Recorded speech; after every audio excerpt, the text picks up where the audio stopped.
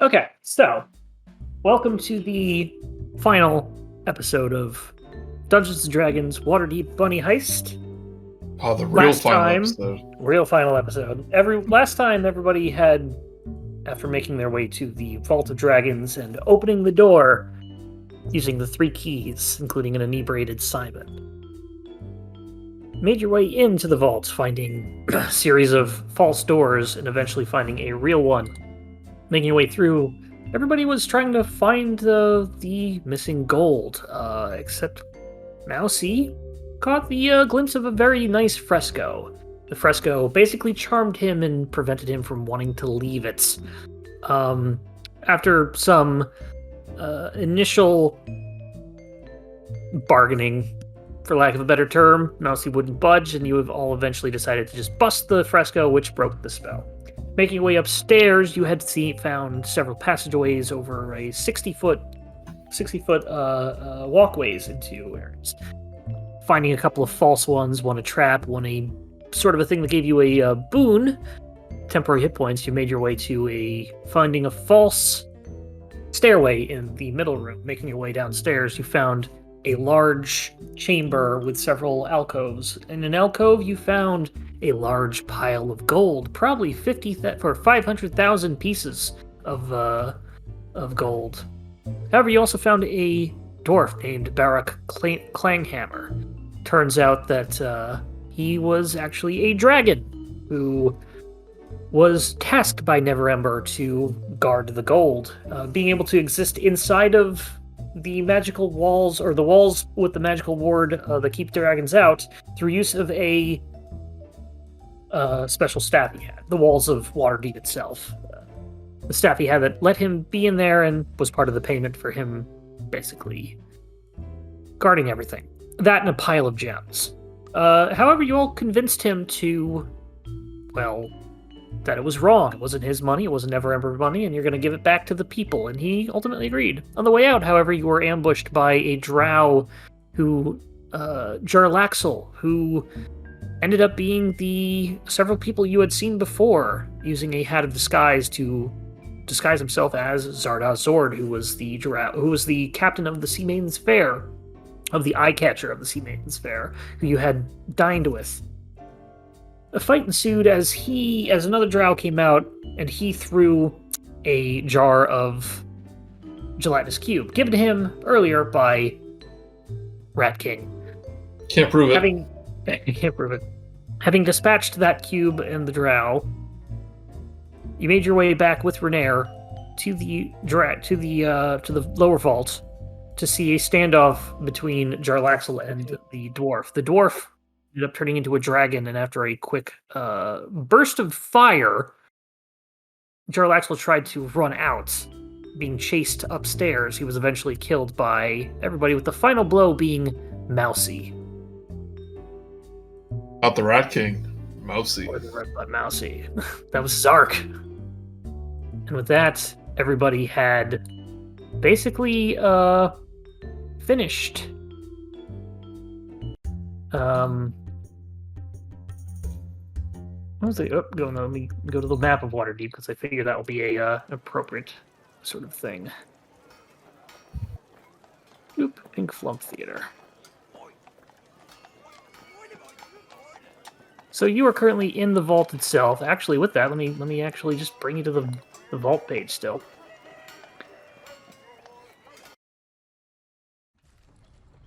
There we go. Jarlaxle, after having been shot to death, he fell off the walkway to the floor below, and you had all found a sizable amount of magic items on him to be brought back. But you all decided to, it's time to go alert the authorities. Is there anything you want to do before leaving? No. The crossbow bolt only wounded him. It was the fall that got him, right? Was it? Yeah, it was literally the fall. It wasn't hitting the ground. It was while he was falling, the shock of gravity just leaving him killed him. Yeah. He's used to those that levitate spell, always kicking in. So he was like, "Oh no, oh no." Absolutely not Mousey's fault. Yeah.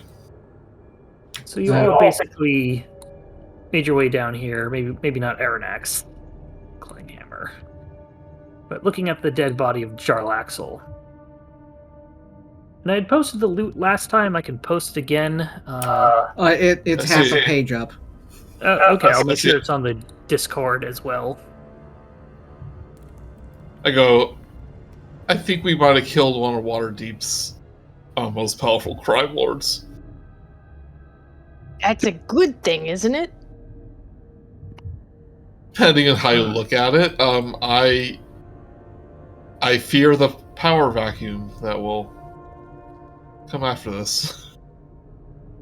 You would know, Rat King, that Jarlaxle wasn't necessarily one of the major players in Waterdeep. I mean, he was a major player, being the Brigand Dareth, the Drow, essentially crime syndicate, but it's not one of the controlling factions of the city. Just one of the major players of trying to find the Vault of Dragons.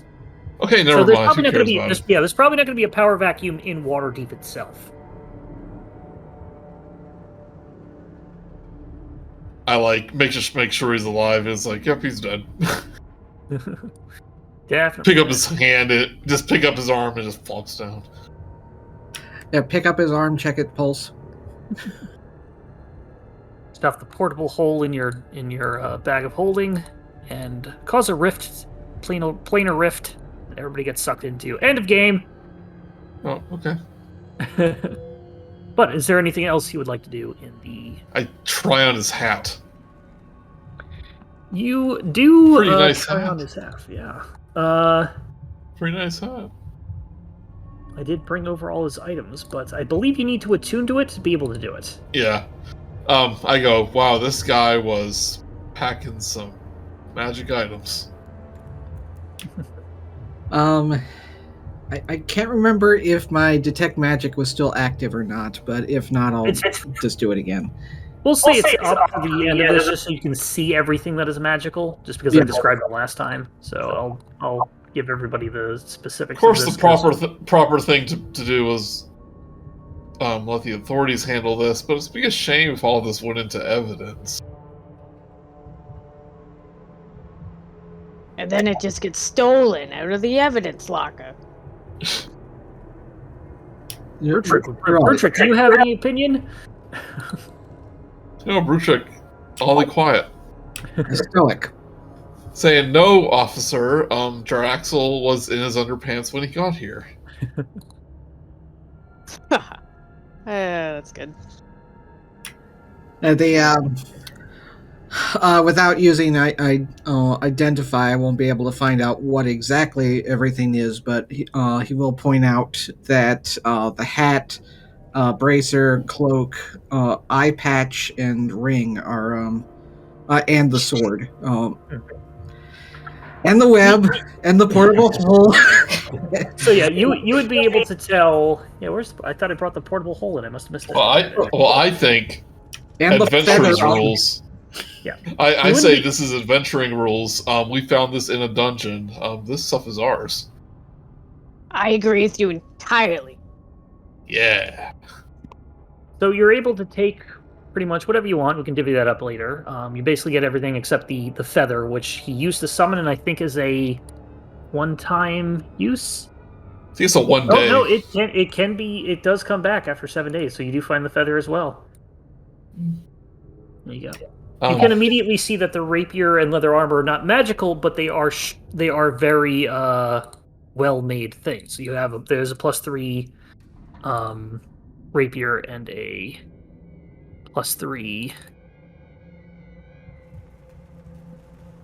rapier and stop doing that. +3 leather armor. Yeah. I'll go into wreck, See. But I'll point out that the things are magical, but I don't know what exactly each one does. Yeah. But I think there's actually a law somewhere about essentially I killed it, so it's mine. Essentially. That's the most sense you've made this whole time. Brutrik turns to you. Geez, Simon, is that where you got your nice hat? When you killed a man? No. Oh, All right, I just so thought based on what you said. Okay. we're thinking go to the authorities about the whereabouts of the vault and the dragons, but not necessarily the dragon. That's fair. Yeah. Best not to mention to people the identity of the dwarf. I don't think that anybody in I doubt that anyone in Waterdeep would be happy knowing that there was a dragon inside the town and not being ejected from it like they should be. I want to use my a paper bird to contact whoever I need to. Okay. So you just send that to the authorities. Yeah. So you make your way out with everything in tow. With the several you were given 2 or 3 coins that have most likely have a sort of ID number on them to be able to basically Radiated coins. A DB Cooper type thing. Make your way out, setting this thing. Eventually, the authorities do come, and we will make this. We will do this story time rather than playing it out loud. You are all basically describe what you are, but you were all arrested again because you did break out of jail. Renair as well, since you were with that. After some time in jail, Renair was most likely was brought into question. And he was explaining everything as well as people were taking the coins that you were given to. Let me put in some better music. Actually, where's the Nor procedural? There it is. You basically give the coin so they can go check this out. It's obviously going to take time. After, an hour or two, the 5 of you are promptly released. Oh, I say promptly, but 5 of you are released. Making your way out. You are eventually come across, waiting for you, just outside, your good friend Vincent Trench, as well as 3 Yay! Brutrik's here! Brutrik, we already killed you, I'm sorry. I'm here from the great beyond. Is it really that great? So just quick catch you up, you basically all collected Jarlaxle's loot, and made your way outside, contacted who you needed to contact, were basically arrested for breaking out of jail, sort of, as this was all explained by Renair, by the marked gold that you had, the coins that you had, and seemingly some more, as you were all meet up with who I was saying, yeah. Well, got out of jail and were waiting for you was Vincent Trench, friendly neighborhood private eye, as well as Three Tiger Strings, Man. the bard. Goes up to Sharptooth and just sort of like is just looking at you, just strumming a tune on his things, like, I knew you would need my help one day, and well, looks like it was today. And he just Like, what the heck are you talking about? What are you doing here? I learned that from watching you. Well, I was told by Renair over here and followed up with Mr. Trench here about, well, what was sort of going on. Renair returns, yes, when you needed the ale, I thought it might be better if instead of going all the way back to your place, I stopped at the Yawning Portal and sort of had a little bit of a backup just in case.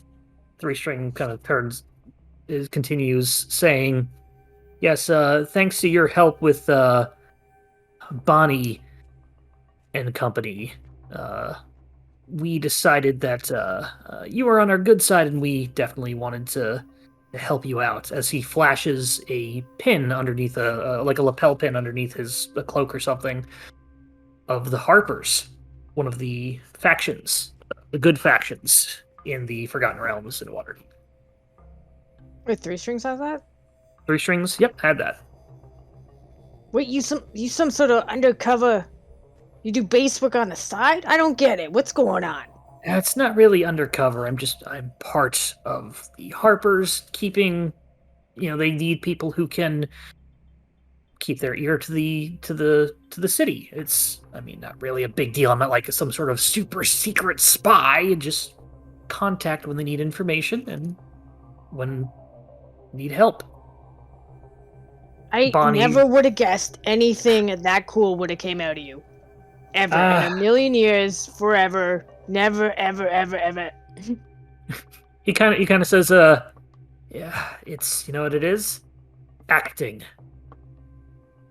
Acting. You were acting as a huge nobody very well.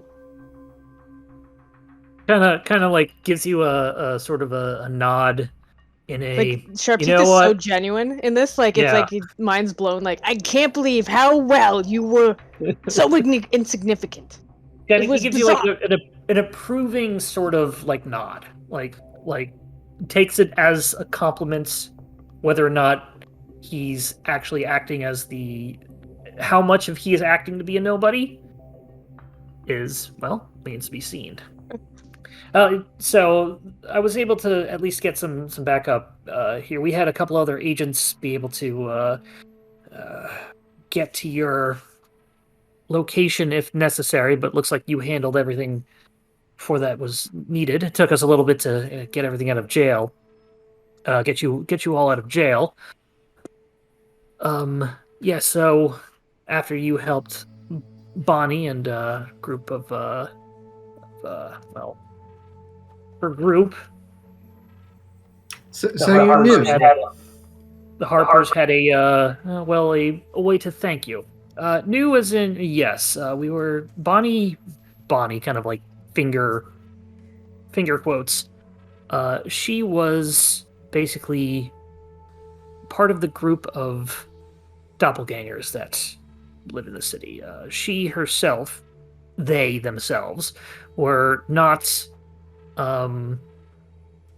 distrustworthy or dangerous.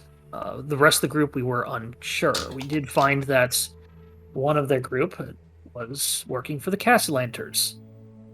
She was keeping tabs on that. I believe you met that one. At the you? windmill place? I forget. This was the one that you had grabbed the got thing and was shot. running away from. Yeah. Yeah, he's the one that got shot by the drow. Yeah. Everything happened so fast, it just all blurs together. Right. No, completely understand. Take things slow for Sharptooth. Low But- and rhythmic with a nice groove. Kind of. So he was saying like Bonnie was kind of like working undercover too to keep an eye on this guy. Not necessarily working undercover as much as just giving us some information. So not necessarily keeping track of them as much as just the Harpers were just making sure that the doppelgangers were not going to cause any problems in the city, and most of them weren't. Turns out one of them was. They're all. Mousey just goes, wow, she's so cool. She is. They're currently we've taken it under our responsibility to sort of hide them a little more, keeping them on the down low for now. But rest assured that the rest of them seem to be all in the up and up. It's just that one that has had an ulterior motive. As for the Castellanters, I don't know what we can do about them.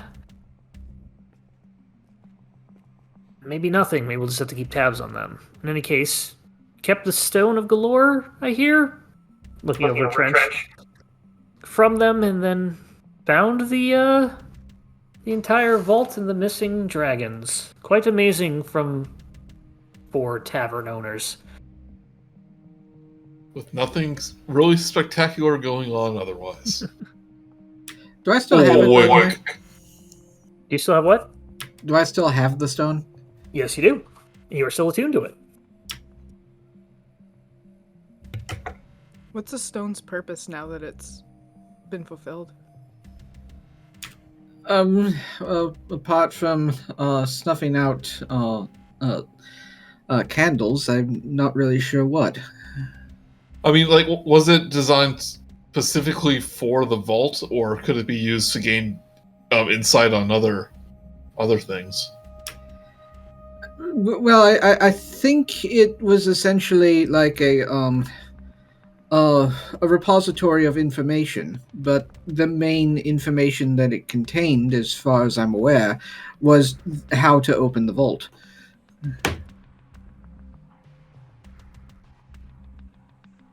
Maybe you'll make a nice centerpiece for the in the tavern. Nice talking point.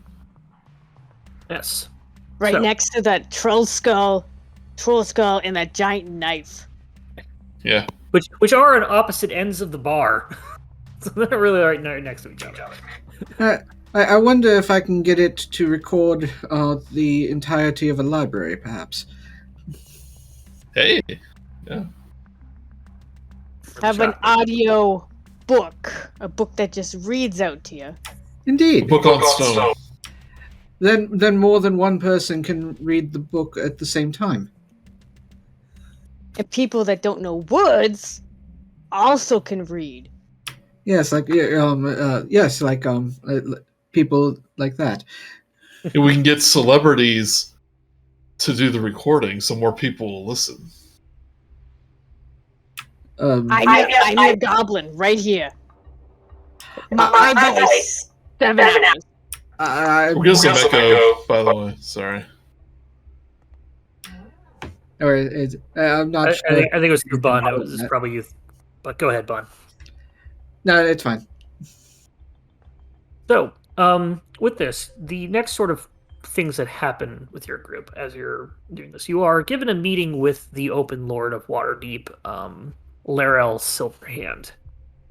And meeting with her, she's basically willing to let you keep a portion of the treasure. That's really nice of her. Before or after the execution? She pardons all of you, as you didn't actually kill the doppelganger, and had not really sure what was they have they trust you on what you basically tell them afterwards about the Growlhunds, if anything. It turns out that Lord Growlhund was found in the coming days. Is found dead somewhere in the city with the person Erstil, who was the one who basically kidnapped him, nowhere to be found. I feel like we should have followed up on that. The amount that you're given, however, is 1/10 of the treasure, 50,000 gold pieces. Among the four of you, so that's 12,500 each. Holy In due time, however, not immediate. They have to catalog everything and get about, and they will basically give you a reward after that. But word does get around that you will be getting a significant sum of money. Uh-oh, here comes the groupies. So a couple things happen between you being incarcerated and at this point. So apologies for going in a little out of order, as I've sort of just wrote notes down as they came to me, and they are not in order either. But the I am adding that to my gold total. Go for it. The Sea Maiden's Fair set off while you were incarcerated. They left the harbor. Knows where they went to? Probably somebody does, but just left. So that was Jarlaxle's 3 boats. And the poor bronze dragon will never know the mysteries of the ship. He might have been able to talk to somebody, who knows. But as far as you know, Zelifarn did not find out what was under the ship. Nor do you. Mystery forever. Your incoming money, your upcoming reward, does generate a lot of publicity for the tavern, and as well as people that you've known who just kind of want money. Volo comes up to you at one point. It's like, hello everyone. I'm glad that you were able to basically solve all the problems here, and it was my tavern that started it all. Which is why I kind of came to you for help. I kind of want a significant sum of money to, well, fund my next book. An expedition that will inspire a future book. And I'll give you all special mention in said, my magnum opus. Really? Yes. Front page. Well, after the index and the dedication and the title page and the foreword, and yeah, just significantly in the front of the book. I'm sure everybody looks as ecstatic as Simon does to this. Simon's like, my name in a book, you say? I was kind of, I need, well, yeah, down to business. About, I think 5,000 gold pieces would fund the expedition. You don't have to agree with it now. Take some time to think of it. I can come back. Oh, it looks at it like a pocket watch. It's in the morning, perhaps. How much money did he not pay us when he said he was going to pay us, and then he gave us a rundown in instead? You were promised 100 gold each, in addition to the 10 gold each that you were given. You got that initial 40, so you were owed 400 by him.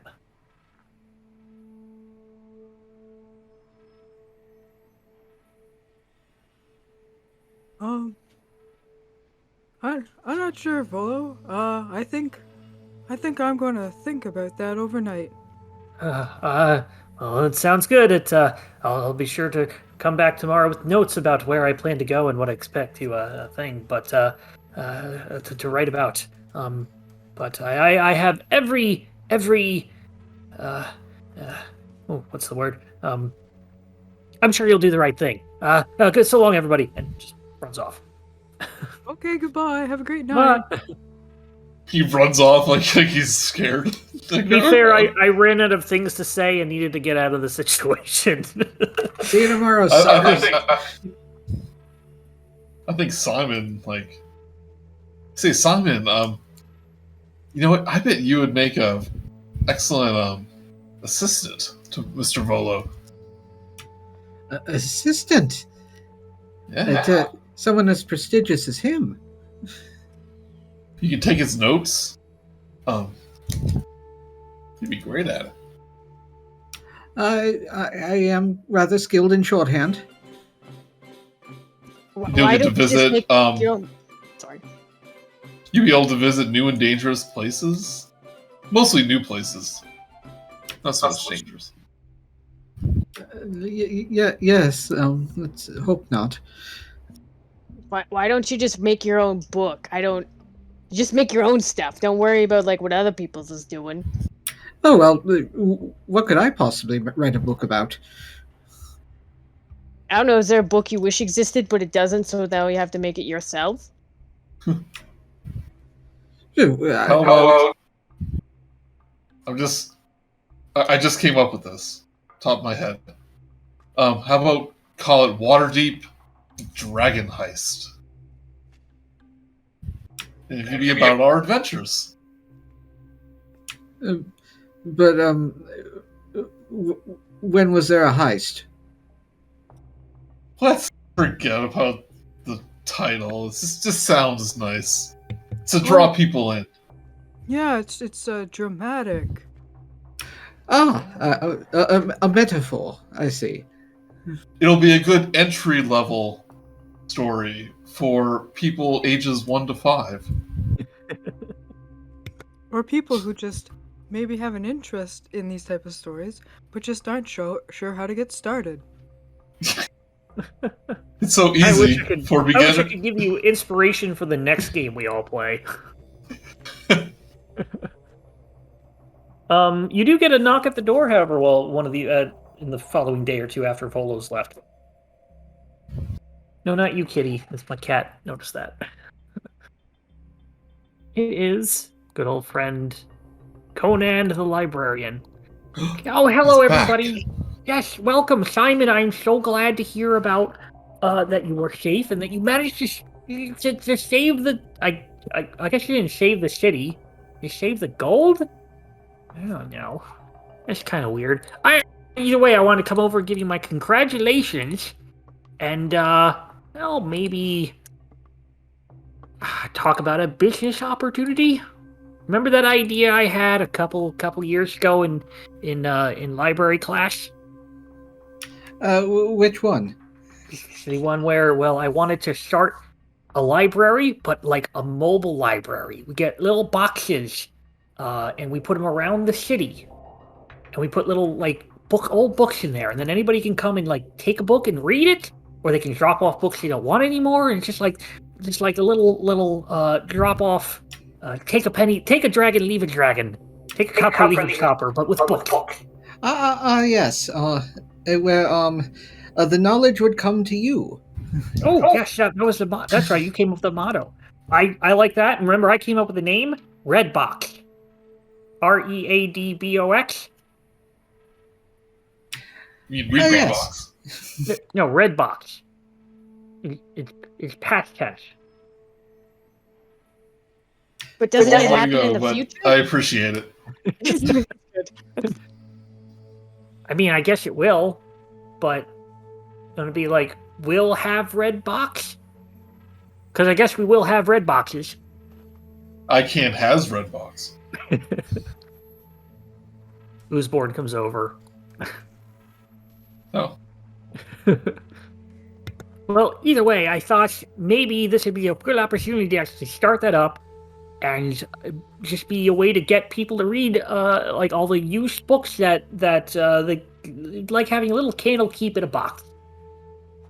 I do quite like the idea. I look forward to looking over the financial looks of how much it would require. Oh, yes.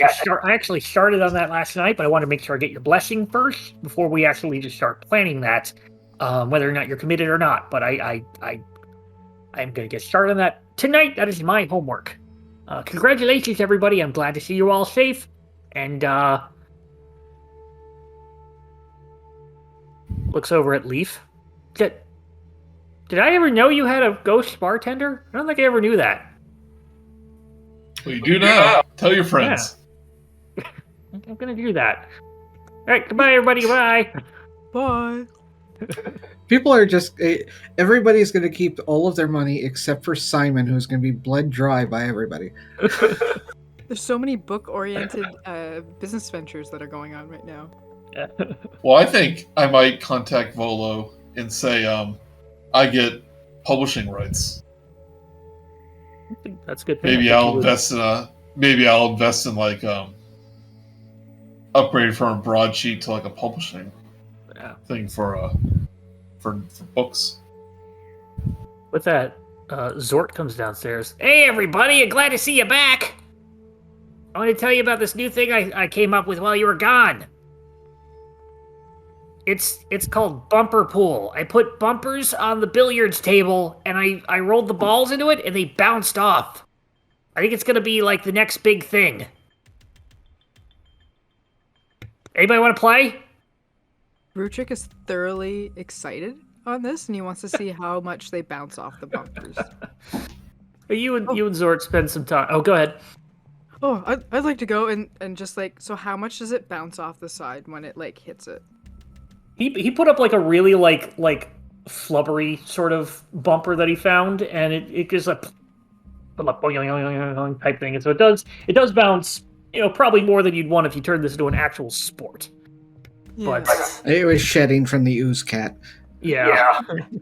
So if there's like on the Sonic level where it's like it turns into a Springs. pinball machine, and it's like it just shoots off, and I'm like, oh, that's so dangerous. Yeah.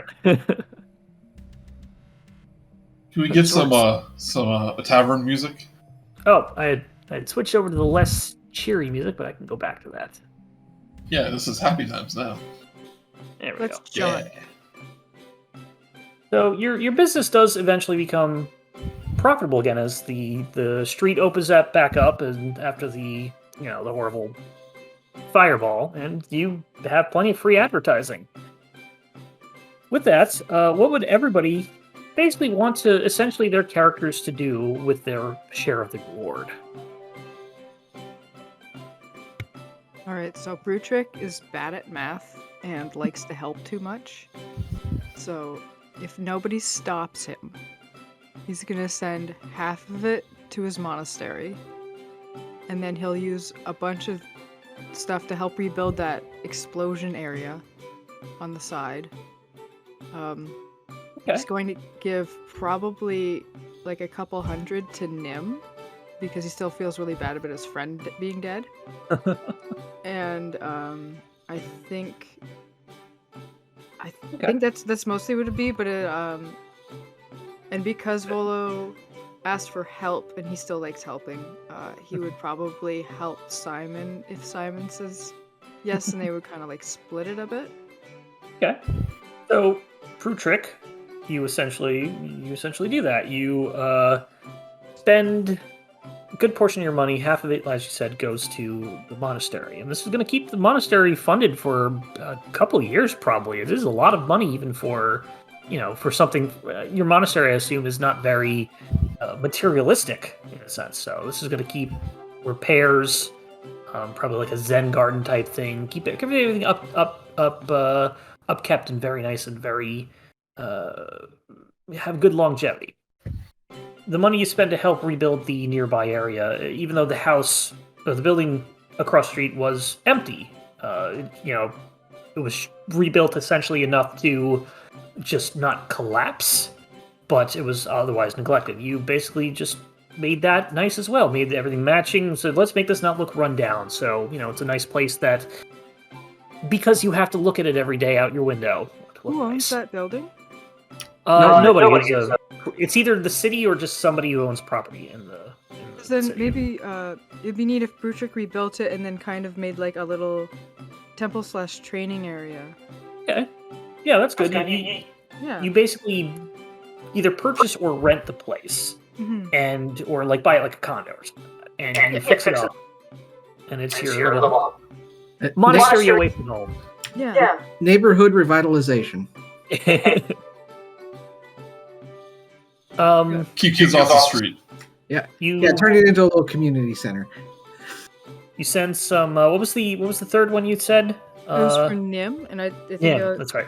So you're not able to directly give Nim the money, as it's not really a thing. But what you end up doing is just funding projects and things for him to build, and you basically donate to the temple under the condition that a good portion of it goes to Nim, and letting them be a little more creative and free in a sense. They're not able to just go around the city and leave the temple grounds, but they are able to just continue their work with better tools and under better supervision.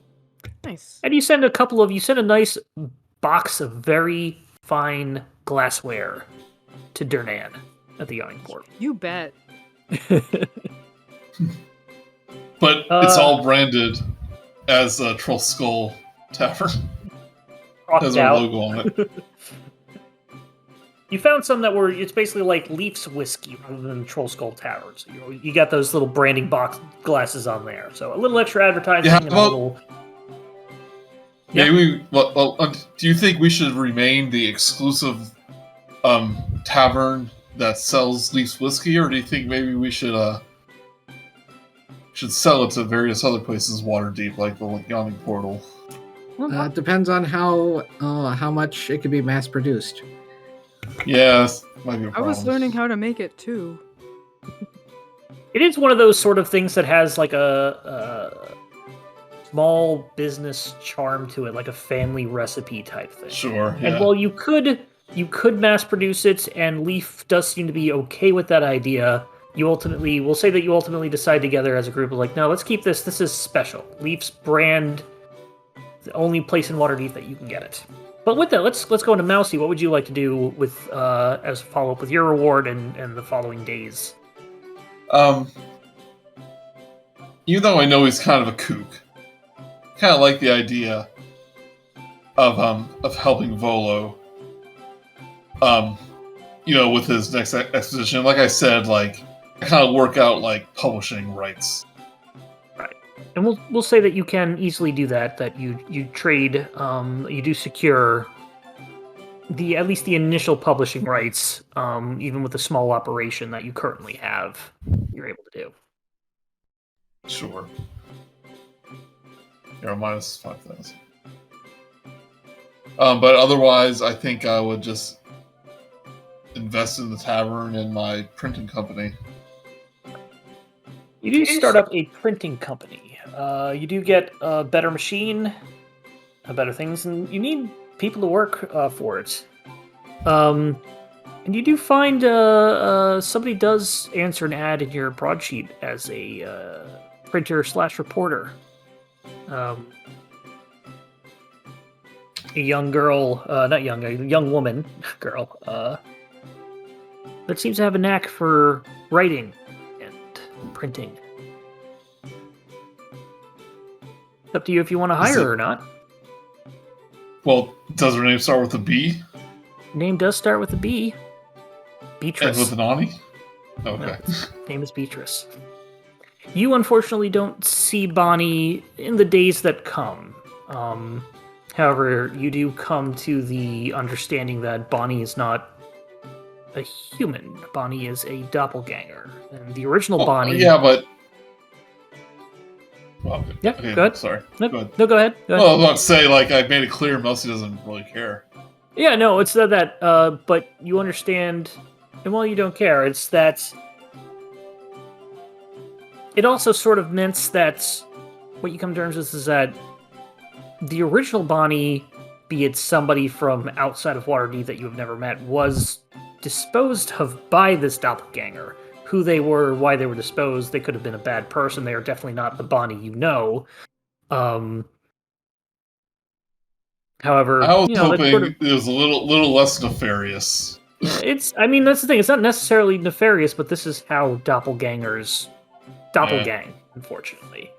They could have just been the original Bonnie could have just been a bad person, because this Bonnie was a more, trustworthy source, as the Harpers and Three Strings pointed out. She's not gone forever. You'll Mousey cross paths with her again in the future. We will meet again. But you think maybe move on from the sort of puppy loves type crush from afar type thing. But you always have a special place. Still always have a special place in your heart. If you insist. Sharptooth, what would you like to do with your share of the money? I'm sorry, you gamble it all the way the next day. No. I'm thinking potentially that it opens up a recording studio. Ooh, I like that. And then gets to record all those songs that no one would let him like, he's like, hey, I got this great idea, and everyone's like, no. Then it releases his own album, I guess. I don't know how this works. We'll say that you are able to open up your own sort of recording studio in some sort of way. It's produce music. Maybe it's not like a traditional recording studios like that, but you are able to produce maybe sheet music that others play. You are able to get your name out. You do start booking concerts again, sort of as a revival tour. Hire an artificer to make wondrous items of recordings, maybe? Yeah. Or a couple items that actually do that. But yeah, you are able to... Yeah, go ahead. I was joking, is that rock? Like, could this recite back? There is a magic item that does that. It's not the stone itself, but there's another magic item that does that. But in any case, you are able to sort of become a little bit more popular, sort of regain a little bit of that glory that you unknown to Sharptooth had lost, because never really admitted to that and never really thought of themselves like that. But it's just like old times now. I think, and some of it I think you just throw into his heaps. Because I think I got like 400 gold worth of like gems at one point, and literally just threw it into his heaps. Just throw it and get your own thing. And So, it's perfectly protected from thieves and stuff because nobody wants to go near it. yeah. Simon, what do you do with the? For what Brutrik was doing, he will end up doing the accounting of basically making sure what's necessary to so he doesn't basically just hand over all of his money and assume that that was what was needed to repair stuff. He'll probably he will be persuaded by the rest, most likely, to not just completely finance Volo entirely, but he will do at least like 20% of what he asked for in an agreement for maybe a in an like a first edition copy of the final book, and maybe a consideration within the forward.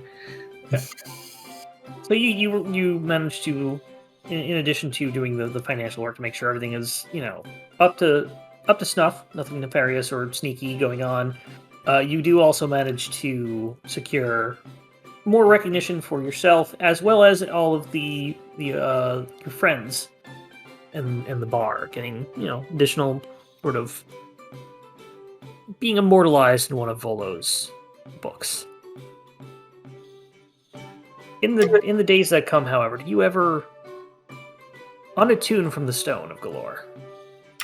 No, he will basically study it a bit and find out what its potentials are, if it contained any knowledges other than the vault, and if he can figure out how to get it to stop turning off all the lights in the tavern. That's true, yeah. You do like not being able to get sick anymore, because that was you were immune to all disease. But talking to you, you do find that it is an aboleth, and it is as you already know, is a sentient magic item that was once an aboleth. It knows a lot of information. It can also sort of knows your deepest desires. I don't know. And as you communicate telepathically with it, it hungers for information. And eventually just sort of says, no. It's been fun, Simon, but I think you need to pass me on to somebody else. I don't want to stay here too long. Admittedly, he would be very hesitant to keep it once he found out what it used to be, too. Yeah. It's like having a beholder in your pocket. What do you decide to do with it? If it wants knowledge, I will send it back to Candlekeep, along with any. At some point, he'll probably also try to get like one of the things that he needed to do for like his apprenticeship was to find rare books to send back to them, so he can return, and he'll basically send at least one of those requirements along with the stone, so they can study it, maybe learn from it, and if it likes knowledge, then the largest library in the world will be where it can get it. This is true. So you do set it off. It does promise it, and you mentioned it doesn't like being. It's gonna take a while to get to Candlekeep, but what it's gonna do. However, I need you to make a roll. Please make a wisdom saving throw. Is this one of those like you want information that have all the information, and then it's like, I just really like how a rock broke up with you. He figured that also offering it that much knowledge might also keep it from doing anything bad. Mm-hmm. With a 17, you give off the stone and unattune to it as it heads off. And for a brief moment, you go, wait, what? What was I doing? What? Oh, right, the stone. As you have passed the wisdom save. If you had failed that, you would have lost all memory of the stone being in your possession and all knowledge imparted by it. Ah, fun. Not necessarily everything you did while the stone was on your person, just everything about the stone. Right. But you need a 16, you got a 17. In the course of in the subject of Aranax, otherwise known as the dragon, otherwise known as Clanghammer. Forget what his first name was, but the one you met in the vault. He ended up afterwards sort of going. No, wait, what did I write down? Yes, that's right. So he purchased the Pink Flump Theater using not the money that was embezzled, however, the gems that he was given as reward, as those are untraceable and probably not even embezzled in the first place. Or if they were, can't really prove that they were the city's, not Neverember's himself. The gems were his food. He uses this so he can basically just stay underground in the vault. The upstairs is basically run by Wishes, the fairy dragon, to his sort of what he prefers. As you recall, he did not like the person who owned the place. She now sweeps the floor. She probably sleeps. Does the dragon eat him? No, the dragon did not eat him. Oh. However, Aranax used some of the treasure, as well as the barking box that Simon promised, to trade it in some of the gems for legitimate gold, and to give Wishes a nice little tiny pile of gold and gems to be his hoard. Starting hoard. Baby's first hoard. Baby's first hoard. And after that, in the weeks that come, you are very famous and somewhat wealthy now. Various strangers, various important people in the city just come looking for favors or business work, donations and whatnot for the four of you while you are here. Mo money, mo problems. Mo money, mo problems. But the money is eventually given back to the city and distributed properly, as best as a government can do with recovered money. It may not go directly to the people it was stolen, but it is going back to the good of the city itself. And with that, we all have finished Waterdeep Bunny Heist. Yay. As I'm not going to give you the cliffhanger to that basically says on to the Undermountain, because we're not going to do the Undermountain. Well, I did have a little ending for Mousey. Yes, if you have any other particular endings, please go ahead. So Mousey, I think he has more responsibilities, partially running the tavern, his printing business is growing, that he hasn't really gone out as Rat King, like, really at all, since all this has happened. But after a while, he kind of like, it's like, I don't want to just go on the streets and, like, fight crime right now. Like, I feel like an adventure. And he's thinking about this while at the Yawning Portal one night. And just randomly, a group of adventurers are about to head down into the Undermountain through the portal in the middle of the tavern. And just on a whim, he yells over him, says, "Hey, you guys need a fifth?" And they're like, "Yeah, sure, come on, little guy." And he dons his +3 armor, his crossbow, and he goes, it's like, I don't know what he says. "It's time for an adventure." And he's like, "It's time for an adventure." No, I don't need the Rat King voice anymore. "It's time for an adventure." It's like, and he goes and has a proper adventure. Well, like, he goes and has Adventure down the Undermountain. Just think of the Anybody else story have it'll be. Yeah. Yeah. Does anybody else have any closure they wish for their characters? I think Brutrik would send a letter to his monastery that he's probably never gonna go back because there's just so many people that he's kind of built friendships with, even though one of them literally just disappeared into the yawning portal. Oh, he'll be back. Yeah, I know. I'm sure. Just Someone will bring his corpse back. Don't worry. oh, little buddy. So I think he's very much like this is where he needs to be for now. It's like maybe if something changes in his life that he would go back to the monastery, but and he'll still keep in contact with his letters and things, but he doesn't feel like he needs to return anymore because he's created a home here. I imagine he's like the bartender, basically, like serving the drinks. Yeah. Finally, you learn how to not drop classes. At least been giving you lessons. Also, you probably sent enough money that they're not going to need anything for at least a decade.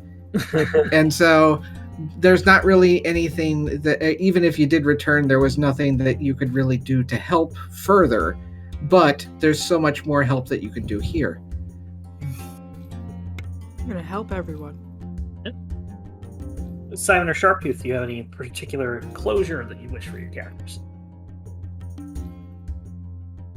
If not, it's okay. Apart from most likely at some point Simon's probably going to be kidnapped for ransom.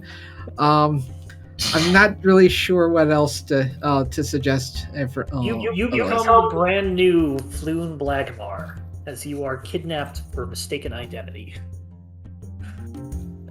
Simon the Sorcerer. And Sharptooth, is there anything you have? Very much like a go with the flow guy. Probably like just wander into someone else's life and do something ridiculous. That's sort of my goal for him. I guess he did what he always wanted to do. He wanted to make his own album his way.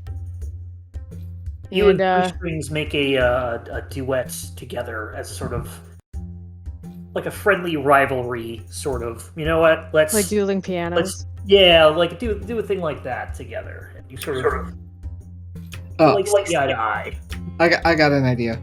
At some point, because of your new fame, your previous partner from back in your original glory days comes back and tries to offer a collaboration, so that now that you've hit big again, and then you get to ceremoniously say no. And he does. Gets to make his own line of guitars. 1 second. The album flops. Oh yeah, can you roll to see how your album does? Yeah, let's go ahead and make a performance check with advantage because advertising. 15. It's not the best album. It may not make the top 10, but it is significantly. It is significantly it's like a sleeper hit.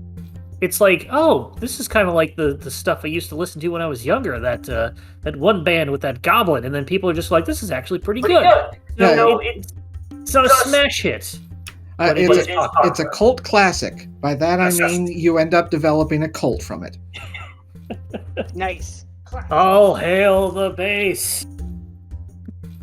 Drop the bass. No.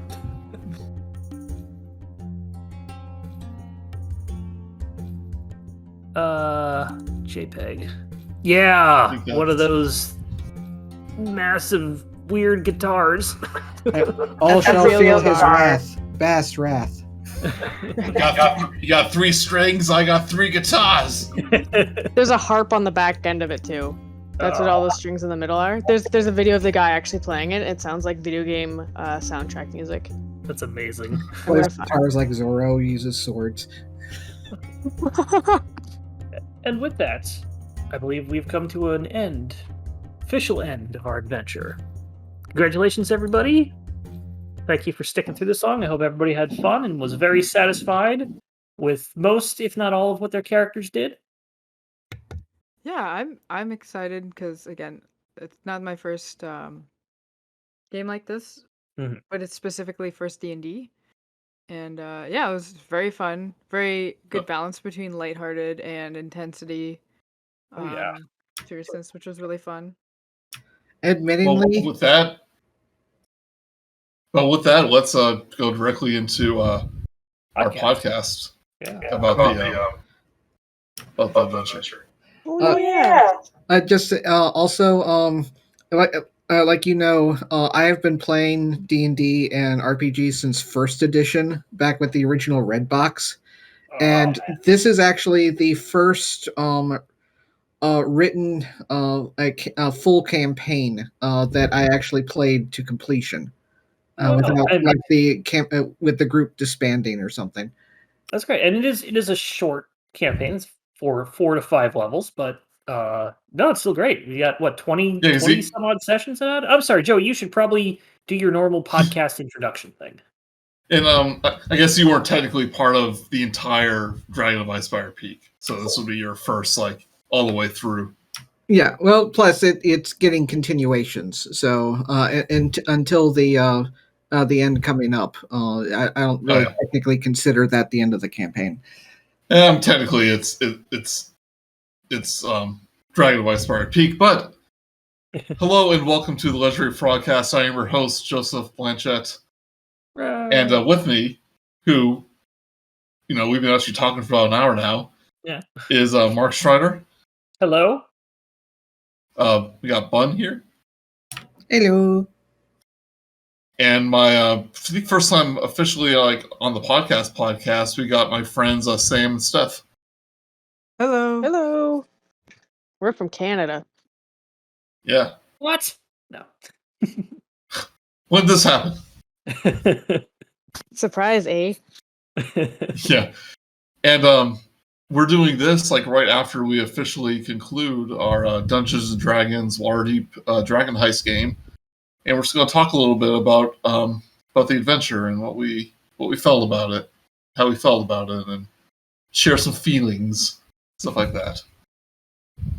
So, if I may start with the feelings, I want to say this is probably the best group I've ever DM'd as an adventure group. I have fun with other friends and things like that, and other games I do. And this is, I think, the first one that had the perfect balance of role play and gameplay that hits my preference. So thank you all for having silly voices, thought out characters, a little bit of backstory, and the ability to know where to move your character during combat.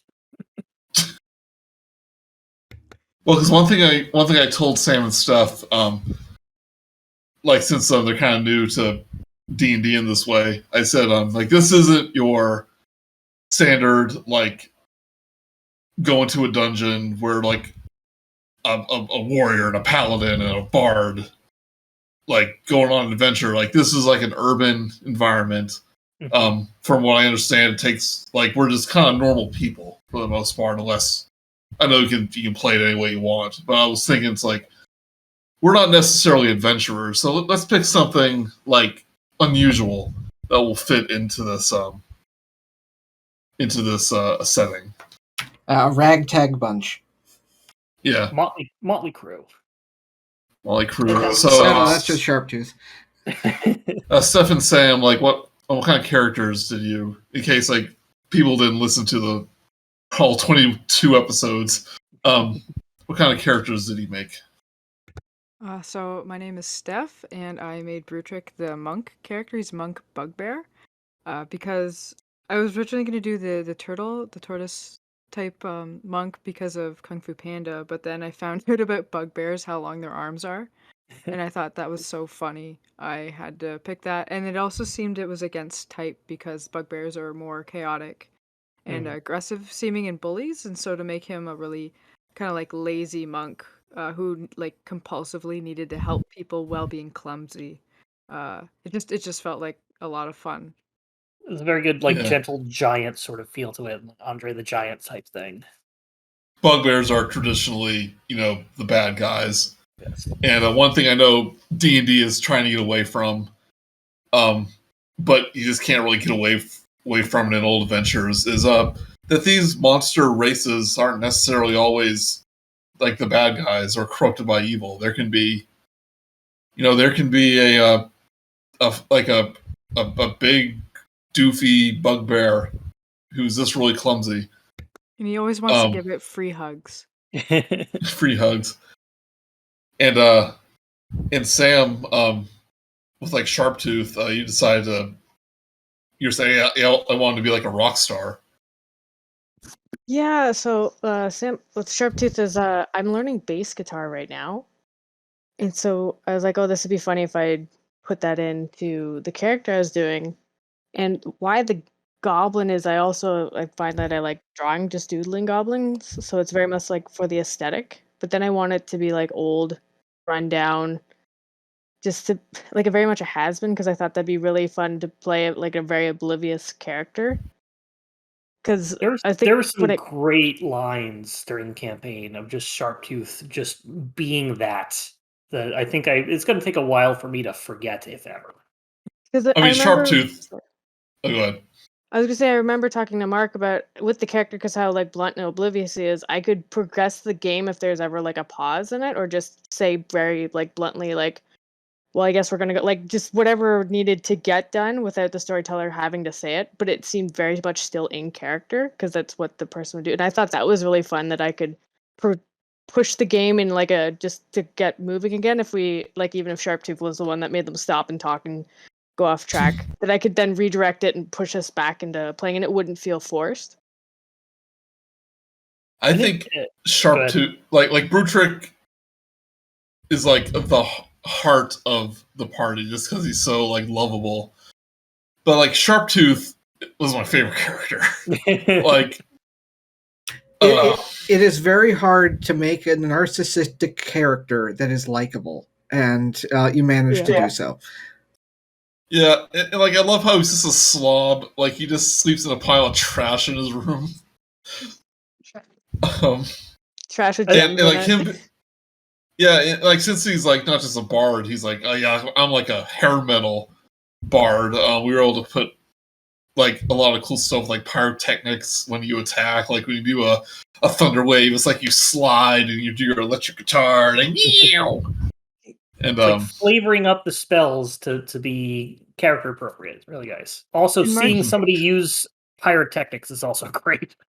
Because Mark, you found that audio clip. It was just like a guitar shred. So whenever Sharptooth used the thunder wave or any of the guitar,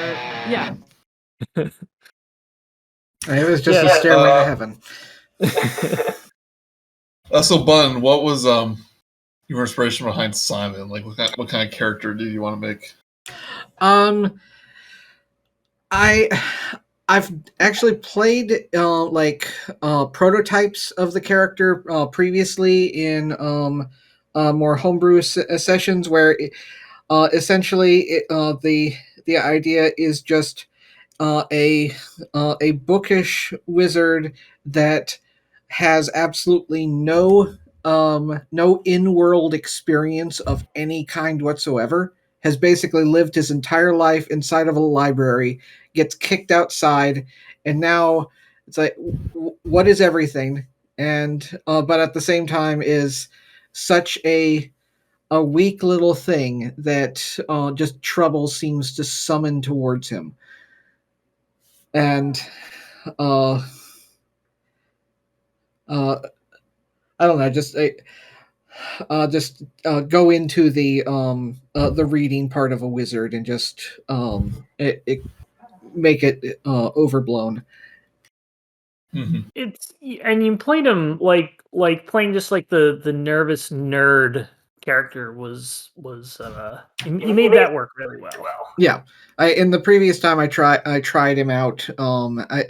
I think he started the game as a prisoner of somebody who basically just wanted him to like do. I think it was almost literally to do his taxes. just like do all the like do accounting and like find be the person's indentured major domo. One thing that I thought was really interesting about Simon was that you purposely made him so you'd want us to cut him off, and we didn't know that for a long time, so we just kind of let you keep talking. And then eventually you told us, like, no, I want you to cut me off. And because we were all being too polite. And then so as soon as we knew that, we all started cutting you off a lot more, and it felt a little bit more like what you intended with that character. Yeah, because he was he was probably the smarts or the it made like the logic of the party, but he is so meek and that the moment anybody or the moment he tries to say anything, nobody will notice and they'll just talk as if he never said anything. It happened many times. It did. And Joey, since you're the host, I guess I will say, who did you play? I played the Ranger Mousey Brown. He's a halfling, but he also had a alter ego of a vigilante known as the Rat King. Just dressed up like a giant rat and fought crime in the city in his spare time. And like I mentioned before, like I knew this was going to be an urban setting in like one of Forgotten Realms, like big cities. And being a big superhero fan, I was like, oh, maybe I should play like a Daredevil or like a Batman type, you know, who has like a alter ego, and like an unassuming alter ego, and like who what's more unassuming than the most generic looking halfling character with curly brown hair and big bushy eyebrows. And I was just looking through the this is before I had the idea of the Rat King, but I was just looking through the Ranger subclasses, and there was one called a Swarm Keeper, who could summon. In the book, it's like fake creatures, and it can be basically anything you want. And I was like, so the big city, you know, rats in the sewer and all that stuff. And I just came up with the idea with the Rat King, and like I think Ninja Turtles had a villain kind of like that called the Rat King. Mm-hmm. And actual rat, I think that's actually called a rat. Like actual Rat Kings were like supposed to be people who could control Rat rats. Kings. No, well, Rat King. This is gross. Is rats were so densely packed in the sewers of old like just whatever, that all the grime and crap would just get them all stuck together. Like their tails would get entangled, and this massive rats would just run around the sewers, and they call it a Rat King. Oh, okay. Oh, isn't nature wonderful? Well, man-made nature. Is Mousey just like a whole bunch of rats in a trench coat? Of rats. I was thinking when I first made, I was thinking, maybe I should talk to Mark about making him a were-rat. But I just decided not to. So that's where Mousey comes from.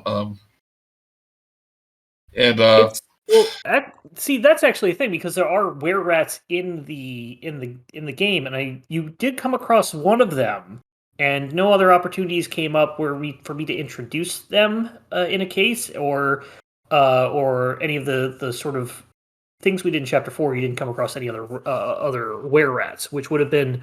I wasn't necessarily planning on trying to do this, but I was like, oh, this would be very interesting. Maybe they idolize the Rat King as their superhero. Like, you're fighting for rat justice or something like that. But for rats everywhere. For rats everywhere, but never quite came up, and I didn't get to try and roll with how that would go.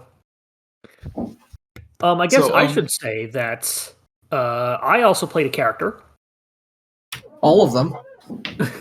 I mean, I played a character as a PC when Joey took over for a thing in level 3. He DM'd, so I had brought in my character, which was going to be an old friend of Simon's, Conan the Librarian. He's a standby character that I have where he's basically a barbarian, as the name implies that he's a librarian, which means I have maxed out intelligence, and at level 1, he speaks 7 languages.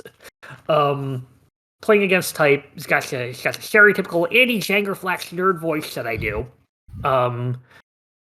And he was just there for a couple sessions, just being a barbarian, which is simple point-and-click interface, where you basically point your weapon at something and then click, i.e. swing, and see if it hits.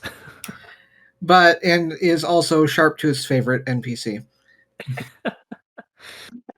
Yeah, when Conan and Simon got together, it seemed like you always made a point of it, Simon and Mark, to like whenever anyone was in shop, but it always seemed to be Sharptooth, that you just go on about nothing for Sharptooth. Yep. And I think at one point I took like a hit of damage, so I'd be unconscious for like the walk home from the minimizing mansion.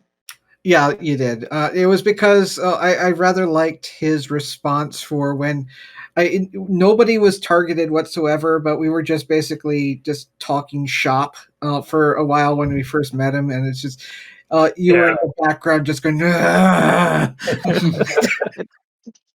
only one that like acknowledged it was happening. Yeah. Yeah. I love that response so much. I wanted to keep trying to get it to happen again. I do want to say that as diverse as these characters are, not like a traditional like adventuring party diverseness that you would see in like a fantasy thing. Oh yeah, everybody gelled together really well in character. Like, there's no like friction, like character friction, other than like, oh, shut up, Simon, you're talking about stuff again. Like that's the worst it would get. Yeah, that's what I meant. Like with Sharptooth, where it is extremely difficult to create a narcissistic character, because they have a tendency to grate on everybody or to like try to hog the limelight. But with Sharptooth, and that's part of the charm, really. The difference is that he isn't trying to get everybody to think that he is the greatest. He already knows it and just assumes that everybody else does too. And he doesn't necessarily like talk down to just people other than like Three Strings, which is more like a rivalry sort of talk down to thing. Yeah. Or just like, yeah, you know I'm great, but that's okay. I'm just great. Some people are just better than you, you know? So why do I need to spend the time to explain it? Yeah. So, I mean, Waterdeep Dragon Heist, of course, it's an official module by Wizards of the Coast. After you kind of get involved with some of the city's like underground factions, who are after this huge pile of embezzled gold, aka dragons. But partway through, you gain ownership of a tavern. And I think this is probably my favorite part of the game, when we were just deciding how we wanted to decorate it. Like, I think that part of the game, like, we kind of like fleshed out more of our personalities just by like how, like, what rooms we wanted, like how we wanted to decorate the tavern. And I think that's like a lot of personality came out of that part of the game. Oh yeah, definitely. It's one of those things, like, depending on the group, like some people are just gonna be like, no, I just want to go adventuring, I don't want to own a tavern. But the way that we're doing this on Roll20, I'm able to just drop in assets and pictures and things, and based on what you described, and then just fill it out like that. And you're able to basically play a little bit of The Sims in Dungeons and Dragons, incorporating a couple of interesting pets and side things. Leaf, you can either basically try and kill or befriend him. And you guys decided to befriend him because having a ghost bartender, kind of cool. Well, we did initially, at least I said, maybe we should hire a necromancer, see if we can get rid of this ghost. But then we found out that, he's not so bad. Wasn't he writing like threatening things on the mirrors though at that point? Yeah, he started out like a poltergeist where he wanted us to leave. Yeah, the way it's written in the book is basically he says, and then they only give you a couple paragraphs, like a paragraph or two on how this works, is that he initially is doing that kind of stuff to try and just scare you away. It's like, no, this is my bar. You're gonna just make it worse. Blah blah blah. I don't want to turn into a bed and breakfast.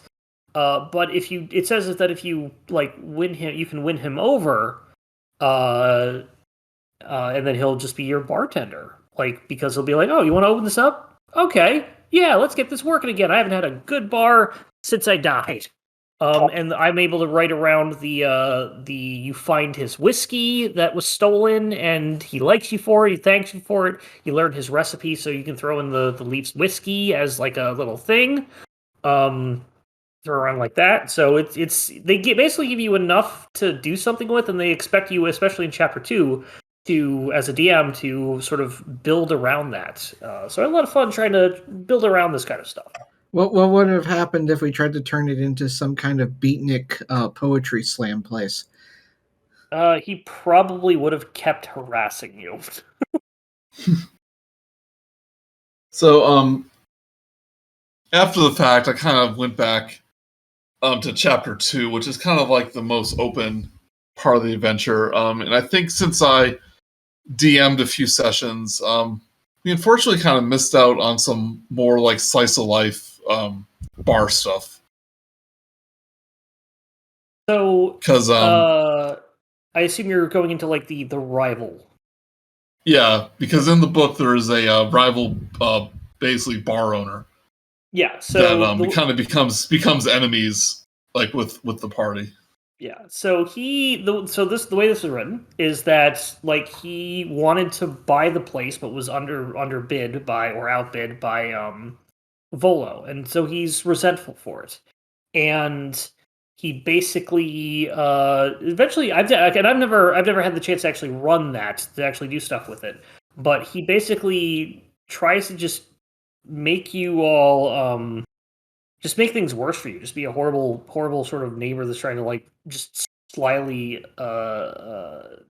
vandalize your place. He hires a bunch of were-rats that parade around as halflings. Yeah, that's the other thing. All the were-rats in this one are halfling rats, which would have been even better for Rat King. But he basically is supposed to do that. He hires them to just go to be the people that you hire at your bar, and he just says, yeah, whenever nobody's looking, just do something horrible, something around that thing. But yeah, and if we went that route, I don't know exactly what I would have done, because I would have figured like they would have found out you were the Rat King, Joey, and then would have been like, oh no, we can't do anything to this. This is the Rat King. I'm not going to do this to the Rat King. Or maybe they think. About to say giving were-rats a bad name. I don't know how that would happen. I was kind of like disappointed we didn't do that because that sounded fun. I mean, there's a bunch of stuff that we didn't do that could have been interesting. Because this is such an open-ended thing. That's just how it is. Chapter 4 is 4 different encounter chains, and each of them has a different thing that happens over the 10 locations that you can visit. Plus, every villain, all 4 of the villains in the game, have their own lair, because they could get the Stone of Galore, or you could want to investigate them, or you can continue it on after you're finished the thing, just to deal with them. And you went to one of them. You went to the Seabane's Fair and looked around that, but you didn't make it to. There was no reason to get to the other ones, and switched villains actually halfway through. So. I want to talk about that next. So let's wrap this up, or have anybody else say what they want. I want to talk about like how the villain story progressed. So yeah, before we go into that, like for the other people, like what were kind of your favorite part of the adventure? Do you think? For Brutrik? Start with yeah, okay, yeah. I was gonna say in the beginning, because Rat King and Mousey were separate, trying my best to try and get you to both be in the same place at the same time, just to see how you as a player would get out of it, was really fun. Well, that's a really good Mousey disguise. Yeah, because I also had to play with the idea where Brutrik definitely believes it's two separate people. So when I saw Rat King disguise himself as Mousey, he just had to believe that he was obviously very good at disguises, because why would that be Mousey? Exactly. Yeah, that's about it. I always figured that Simon would be intelligent enough to figure it out pretty easily if he actually considered the idea. It's like how obviously Clark Kent is Superman if you consider the possibility of him being it. But that and a slight bit of absent-mindedness or like a one-track mind kind of thing. He just never really never really considered even thinking about who the Rat King was, or if he even had a secret identity. He probably just did this all the time. I love how Rat King is essentially, instead of Clark Kent being Superman, it's what if Clark Kent were Batman, but still Clark Kent? Yeah. There was how about you, Sam? Like, which part of the adventure did you like the best? I will say I also very much liked, especially at the beginning, you like tackling between Mousey and I thought that as like playing with you, I'd also kind of like skew things to mess with you a bit on purpose. Yeah. But More towards like the actual adventure, like what? What kind of stood out, do you think? I really liked the urban environment. I thought that was really neat to do. Like just how we went to like different. It wasn't like we're going to different dungeons. How we're like going into a business, and it's to like I could go into a business and talk about the biggest beds ever made for a bed and breakfast, and like stuff like that. I thought that was so much fun. So I really like a lot of the dialogue based section where it's just like, okay, in this section you're supposed to just adventure around and meet new people. Personally, I thought that was the most fun figuring out character wise, but yeah, I did. Go ahead. I'm sorry. Go ahead. Oh no, that was it. It's like, yeah, the bed conversation was probably one of the funnier ones. That was just me spitting random improv and hitting a bullseye. But yeah, this environment definitely, the way this is written, does lend itself to having a lot more social interactions than combat or exploration, which is nice when you have a group that does role play really well or is really into the role play. And that was actually a lot of fun, just trying to come up with like just characters on the fly, and when you're just talking to somebody and how they're interacting with it. Which is, I'm not an actor, not an improv actor, so I have limitations on how well I can do that and how I can remember how they act between games. So it's a good way to just kind of practice myself as a DM, and it was a lot of fun. I think one big problem. Go ahead. I was just my favorite bit was the interactions with people, like how Brutrik would end up acting like a big brother for Simon, just looking out for him when he's just kind of just going along behind the other two in the group, and just helping out when necessary, trying to find any excuse possible he can to just go home or just like cancel the quest entirely, but gets dragged along anyway. But I rather liked chapter 2 where we had to like gather stuff, because it reminded me a lot of when my favorite RPGs and for video games and stuff is Baldur's Gate 2 and in others, where there's a entire chapter where you basically just have to gather enough money to be able to pay for some information. And it's one of my favorite parts of the game. Even though you're staying inside, you can't even leave the city. You have to stay inside of this isolated area. And it kind of hit the same notes of that, where we're not off exploring. We're just trying to survive and to scrimp and save and stuff to get what we need. Yeah.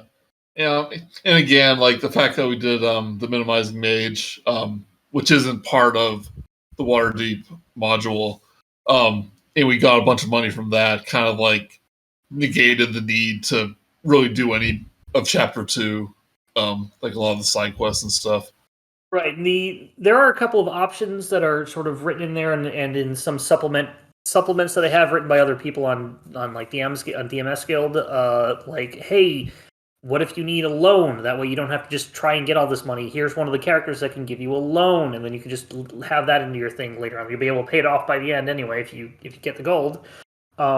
So like that's actually very interesting, is that the chapter 2 can go on as long as you want. If you want it to just be like, we're just going to live here, you don't need to have a chapter 2. You can just have one thing that they just have one small adventure, something they have to do, and then level them up.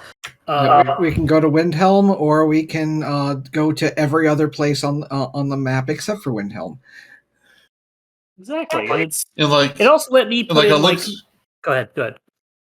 I looked through the chapter 2, and it's not just stuff to do with level 2. Like, right.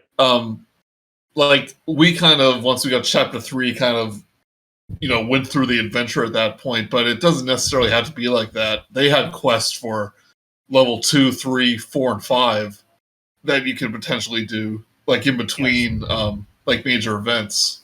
And I should point out, for those that are not aware, is that they're not really adventures or quests to do. They're more like, they're quests, but they give you basically like a paragraph or a couple of sentences on how this should be run, what needs to be done, and how it should be run, and how the resolution is done. And they're not all just like super detailed things. There's like, one of them is go find a talking horse in the city.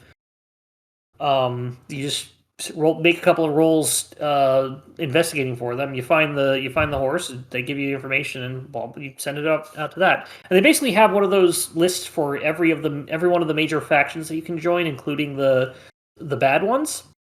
So you always have a good amount of fodder of what you can run in those. I took some of those and morphed them into what fit with the characters. I made up my own. I made up my own on a couple of the occasions, or I used ones that I had made up previously and I've run before, just because they fit.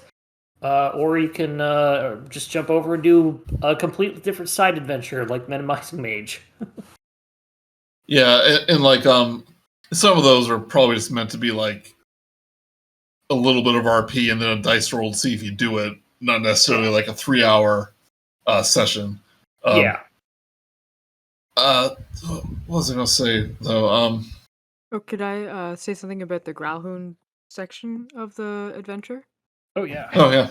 This because where we were in there, and we had to make a decision whether to let someone kidnap somebody or attack him. It was very confusing of who was the good person, who was the bad person, and then we accidentally teamed up with the guy with the burnt face, and he kidnapped the lord of the manor.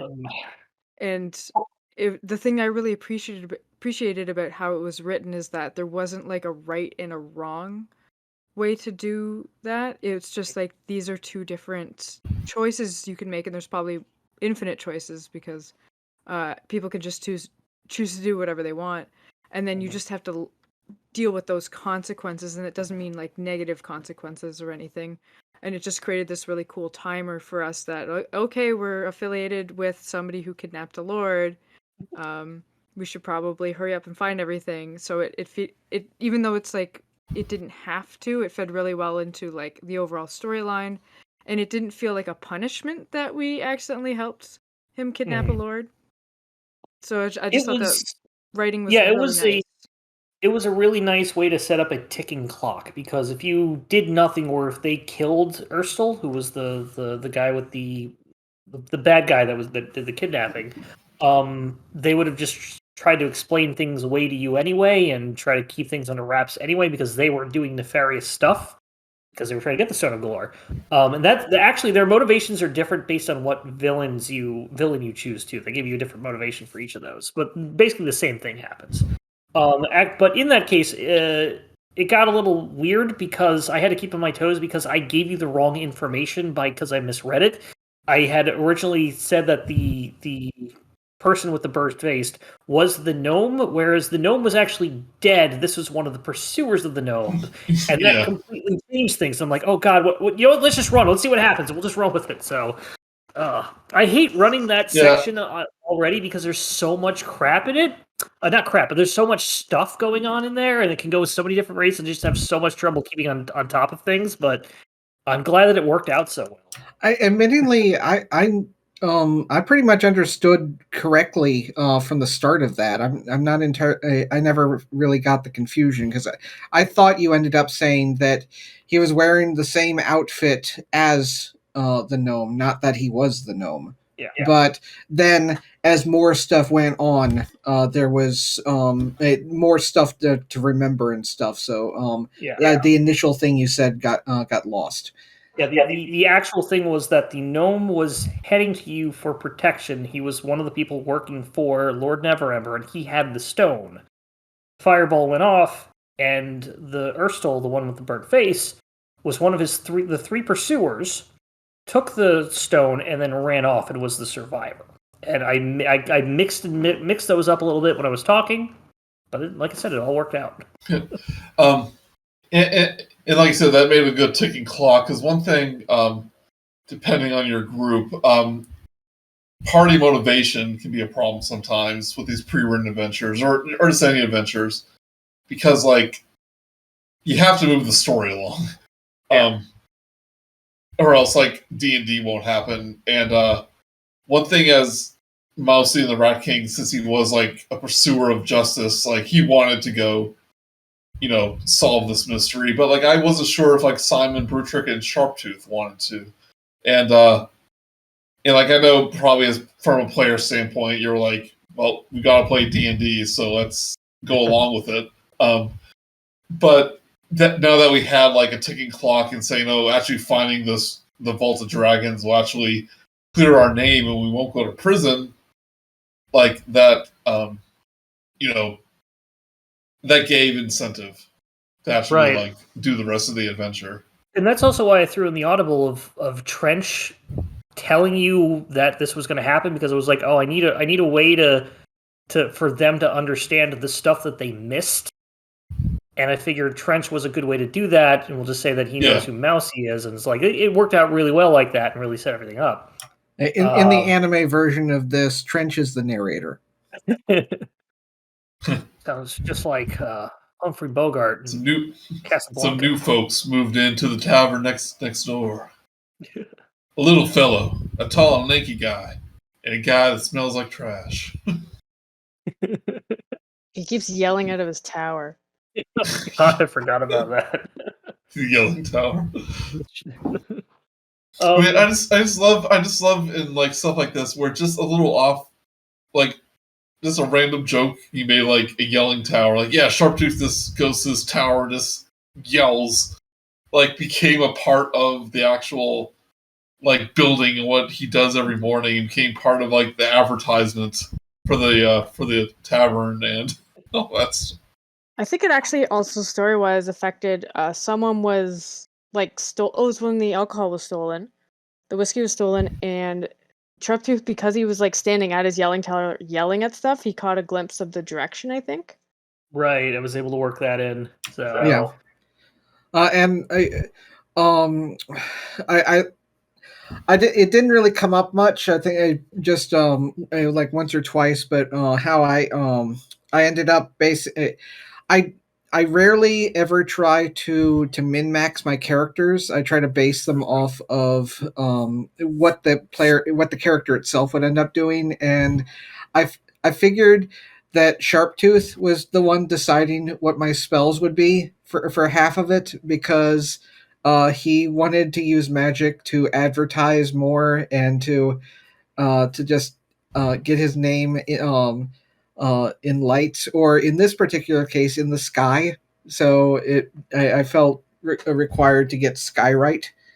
Yeah. Pyrotechnics and Skywrite, you two just could be taking some of the least used spells, or at least in the situation like Adventurers League, where you generally do want to take a good spells. And it's so much fun to see those more flavorful ones just work. And you were both able to use it for a good reason too.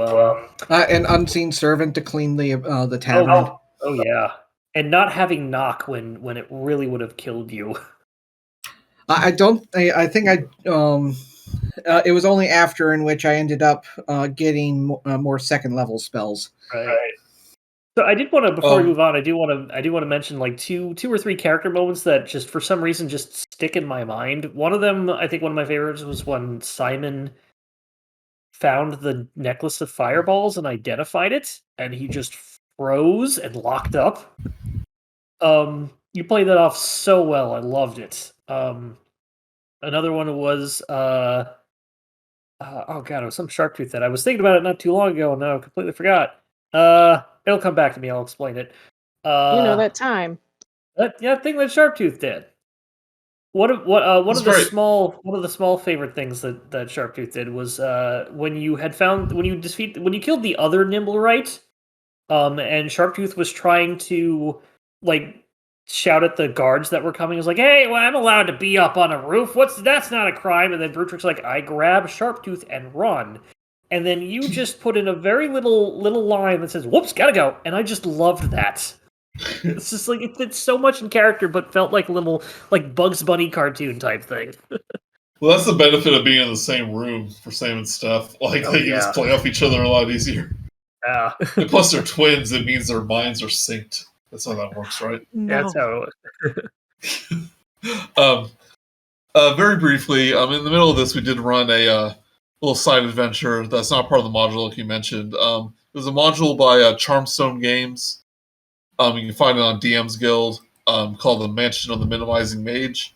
They also just have a new adventure that they put up a couple months ago that might be fun to run sometime.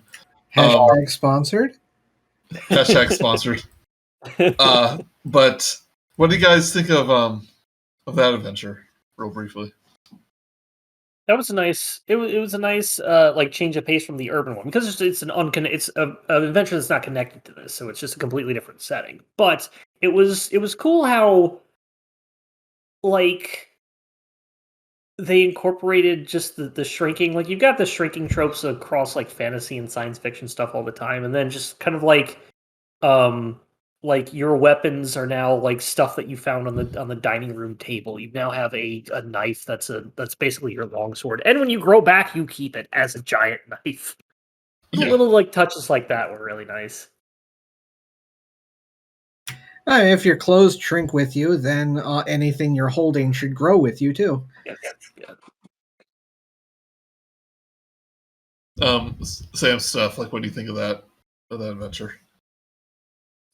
I thought it was, when I remember first doing it, I really liked playing Sharptooth as being like very frustrated more than like scared or like worried about what was going to happen. It was like, jeez, shrunk. Where do we go from here? Like it was like I really like playing it like that, where it's more like an annoyance. I'm supposed to be sleeping, but instead I'm tiny. And I really like. I suppose that's another thing I really liked, aside from the minimizing thing. I know we just one of us, but in game, other people like voicing my character. I really liked it because they always, every single time everyone did it, I found it very accurate to whatever he was going to do. Like that's why he's such a great character, because like I began feeling like if I had to write a Sharptooth novel, like the animated series, I think I could like. I know the personality of Sharptooth, Yeah. So yeah, it's like how everyone could input in, but for the I liked it being like an annoyance, and when Joey B kept trying to be like giving so many hints about something is off, and just constantly like as a player is purposely ignoring them and not doing insights because it was in there. If I remember right, Sharptooth didn't even want to go to the place. The only reason he agreed to it was because I ended up mentioning that there was going to be food. Yeah. That sounds about right. And like Amazaban was, I think that was his name, was just a fun little villain to kind of RP as. Like, Oh yeah. the module describes him as this like wizard that was like who was looked down upon his entire life. So the reason why he wanted to shrink people is so he can look down on them. And like once that happens, he just likes to mess with them and like send cats and slimes and toys after him. I do kind of regret that he wasn't based off Rick Moranis. Oh god, That yeah. would have been good. Oh, but then he would have been a great guy. Yeah. Or like some version of him, use the Rick Moranis from Ghostbusters. And I was also very impressed that they kind of made this really epic boss fight for like a level 3. Like you had to do the puzzle while fighting off the enemies, and also like a fully grown wizard like just using magic on you at the same time. Like I thought that was a lot of fun. Puzzle and a that was fight in great. this economy? Yeah, it was good. Because you have the hand floating around, trying to do stuff, and it's like that boss in Kirby SNES, where it's just like a a master hand hand. that slaps you. Yeah, Master Hand. Like in Smash Brothers. Smash Smash Brothers, Brothers. yeah. And then the we other never- thing I really liked is it created a character arc for Brutrik, where he's like, "Oh, but that was such a kindly old man. He wouldn't hurt us." And then he did that, and so after then, I made it a point to do insight checks, whereas before I wouldn't have, because he's nice. like, Yeah. "I've been absolutely tricked by this really nice-looking old man," because always trying to see the good in people means a lot less insight checks. So then after that, Except when Jarlaxle disguised himself as the thing and let you out of jail, everybody's like, "Oh, this must be going on for reals." yeah, that was everything was so quick. There was no time for it. Yeah, I was a little too trusting because I really did think like, oh, this guard is like on our side. He must have some inside information, so he's gonna let us out. Maybe he's a friend of Trench or something. Like that's what I thought. Yeah. But turn up your Draxel. And that kind of leads into kind of a weakness, and this isn't against your DMing, Mark, but like I thought maybe since we switched villains halfway through, they never really got the spotlight or the story treatment that I think the book intended. Well, so let me explain a little bit of that, because I know the book. I've run this a couple of times. So if you recall back in the original like session 0 that we did, is that I had everybody you did two things. You picked a friend at the bar, which was great for some of your backstories, really nice, and then you picked a season. And what was your character's favorite season? And we ended up being on Autumn. Autumn ended up the villain for Autumn was Jarlaxle. And that was going to be the setup. However, what happened when you were doing the Growlhound Manor, because you sort of allied with them and found out some information about their little the Asmodeus sort of cults, I was like, the Castlanters work really a lot better with this. And the Castlanters are basically nobles that have like there's a whole reason why they're doing this sort of like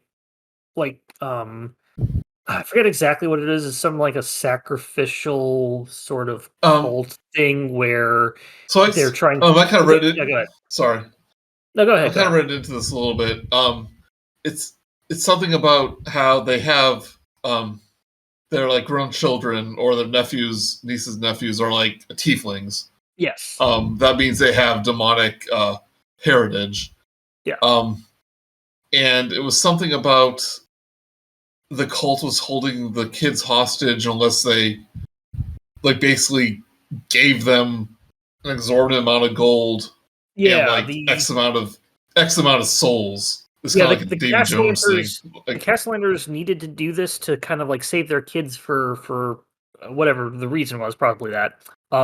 So then if there's like it wasn't sort of we want to screw over the city or we want to get rich or anything like that. It was we need to do this because we care about these things that our mistakes dealt deal, but we don't want to, let that go. So they're being bad for, for other different reasons.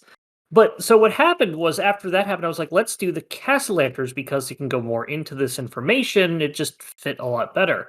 When you were looking for the Nimblewright soon after, you ended up finding him in the dock ward.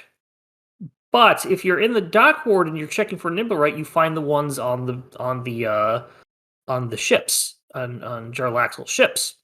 And so you had that whole thing where you went there first, leading you to just look. And not only did you didn't just have that dinner. Mousey went looking around and found the message about Lolth and the weird things and stuff like that. Spiders. You're like, what's going on? And I'm like, this makes Jarlaxle also a good villain again.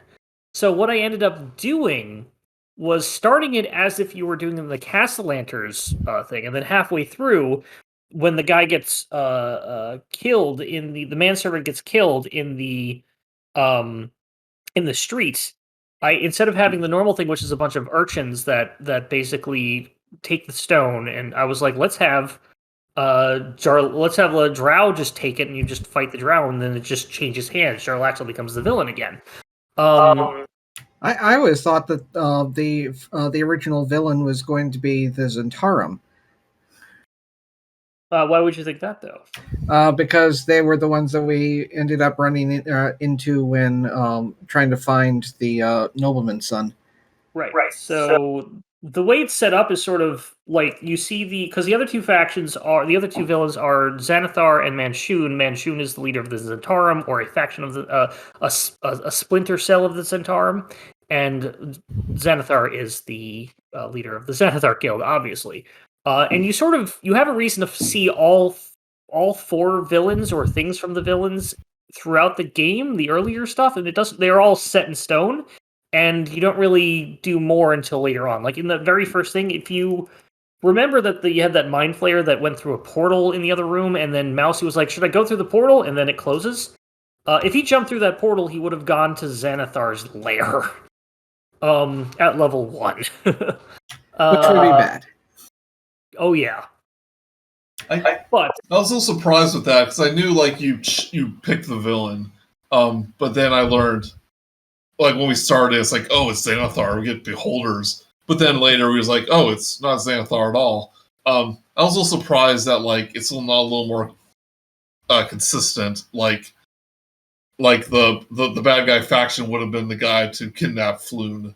Always, The way it's done is that the factions don't really matter until chapter 4, or the villain doesn't matter until chapter 4, and things can change hands based on how the DM runs it, beforehand or even during chapter 4, which is what happens. It seemed like a better way to switch villains and then jump back to the other villain based on what you did as players. But this is the first time I actually done that, and I was trying to figure out, well, what's a good way to jump this back? Because originally, when you're in the jail cell, Jarlaxle isn't the one that comes there in disguise. It's the doppelganger. He kills the sergeant and is impersonating the sergeant. Oh. Yeah. So, and then at the end, instead of having the cat, Jarlaxle's the only one that actually shows up as the villain at the end. The other ones send minions or henchmen or spine devils or whatnot. So it made it a more interesting thing that you got to meet him at some point, and he came back and did that. Yeah. Yeah, she faced the villain. I just kind of thought that, since we kind of changed hands halfway through the ending chapters, didn't really feel a connection to either of them in some ways. There sort of isn't, because it's really about, they don't care about you. They're trying to get the stone. The stone just kind of falls in your lap. Or the situation around the stone falls in your lap. You are the outside thing that is now being forced into it. Bon, I think you were trying to say something. Well, in that particular one, I did rather like how it's just how often it was changing hands. How every 5 minutes an entirely different faction had their hands on it. But I was going to say, Steph wanted to say something earlier. What was that first? I was just saying that I really like the idea of like it's almost like it's a roulette wheel of Mhm. villains, and you're not really sure who's gonna be like the big bad. So I thought that was really interesting because I didn't know Well, until I- the very end. Yeah, because I did like that, how it switched hands and it kind of linked back to that drow that we fought in the doppelganger Yeah. place. That's actually what I want to. I'm sorry to interrupt, but I was like, this is really what I want to talk about because I was really excited about how this worked. Is that when I was doing some of those chapter 3 and chapter 4 things, I realized a couple of things that you did worked as sort of like a callback. So going after the Bonnie thing, and doing that doppelganger thing was like a combination of 2 different side quests that you could do. And based on the rolls there, it's just of how some things happen. And I had Drow was trying to attack somebody else. Let's have Drow attacking Bonnie because, oh, well, Bonnie's a doppelganger. Maybe he just doesn't like doppelgangers. And so I did that. And then later on, I realized, oh, what if those villains actually end up killing the doppelganger, which is one of the ones that you guys randomly saw going into the place? And we have that whole callback there. And I was like, this all works so well. It's all roundabout. It's like it's fate. It's like poetry. It's like poetry. It rhymes. Now what, Yeah, would so have, I'm going to appreciate that. Yeah. what would have happened if you picked the Bonnie doppelganger instead? Well, I wouldn't have picked the Bonnie doppelganger because the way it's written is that it is a doppelganger that is the manservant that you chase, and that has no connection to the, as far as I can tell, there's no actual connection to the other doppelgangers that are mentioned. It says that Bonnie is a doppelganger that has a group of doppelgangers in the city, and at some point, some people are like, you need to find out if these are trustworthy, and it turns out like Bonnie's the only trustworthy one. All the other ones aren't, and Three Strings knows about this as well. But it's like the way all that fell into place, I was like super happy with. Now, so I have no complaints whatsoever for the villains and how that ended up happening, though. It's what do you what would the setting end up probably being like if you decided to use all 4 factions? I'm assuming there's just 4. Where basically we're only seeing some of it, but during chapter 2, while we're trying to find money, we end up keep running into either the aftermath or the dealings of like Xanathar having to battle the Zentarum, or like their like having a turf war kind of thing between themselves, or their schemes and stuff like that running into one another as they're trying to do stuff. And then later on, like they almost take turns like trying to come after us or whoever it is that has the thing. They would need somebody with a little better world building skills than I but- pity the GM.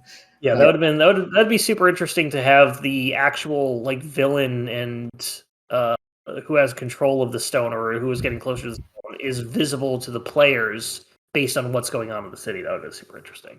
Yeah, I was expecting a little bit more like on the street, like gang war stuff going on. Because like the Therum and the Xanathar guild, like I thought like we're going at it so much. You see that in the first chapter, definitely. And it's the idea is to set that thing up, but it doesn't really, at least in the, because we didn't go after the Zentharum or Xanathar, so their sort of villain stories didn't really come out since then. So yeah, I mean that's why I think like maybe it's just it would just be too much to handle, too much like content to do. That's why I think like if Jaraxel is supposed to be the villain, like he should have been involved. Chapter 1. But it could be like you basically assign one of the factions to each of the subquests or whatever it is that we end up doing to try to earn money, and then like there's a chance for one of the other factions to either show up or have an opposing scheme or something going on, and we just basically get to either most likely just escape it. So here's the fun thing, though. Sorry, Sam and stuff. I know we're kind of taking this part over. I'm just sitting back and listening. Part of the fact, like I was reading through the book, and you can join the Xantherum and Jaraxel's gang, as a faction. Yep. They have like quest lines for Xantherum, and if you have a drown the party, it makes it easier. But they say if you have a drown the party, I forgot the name of his group, but like they will approach you. Yeah, they will approach you about joining them. And they even have like quest lines you can do for them.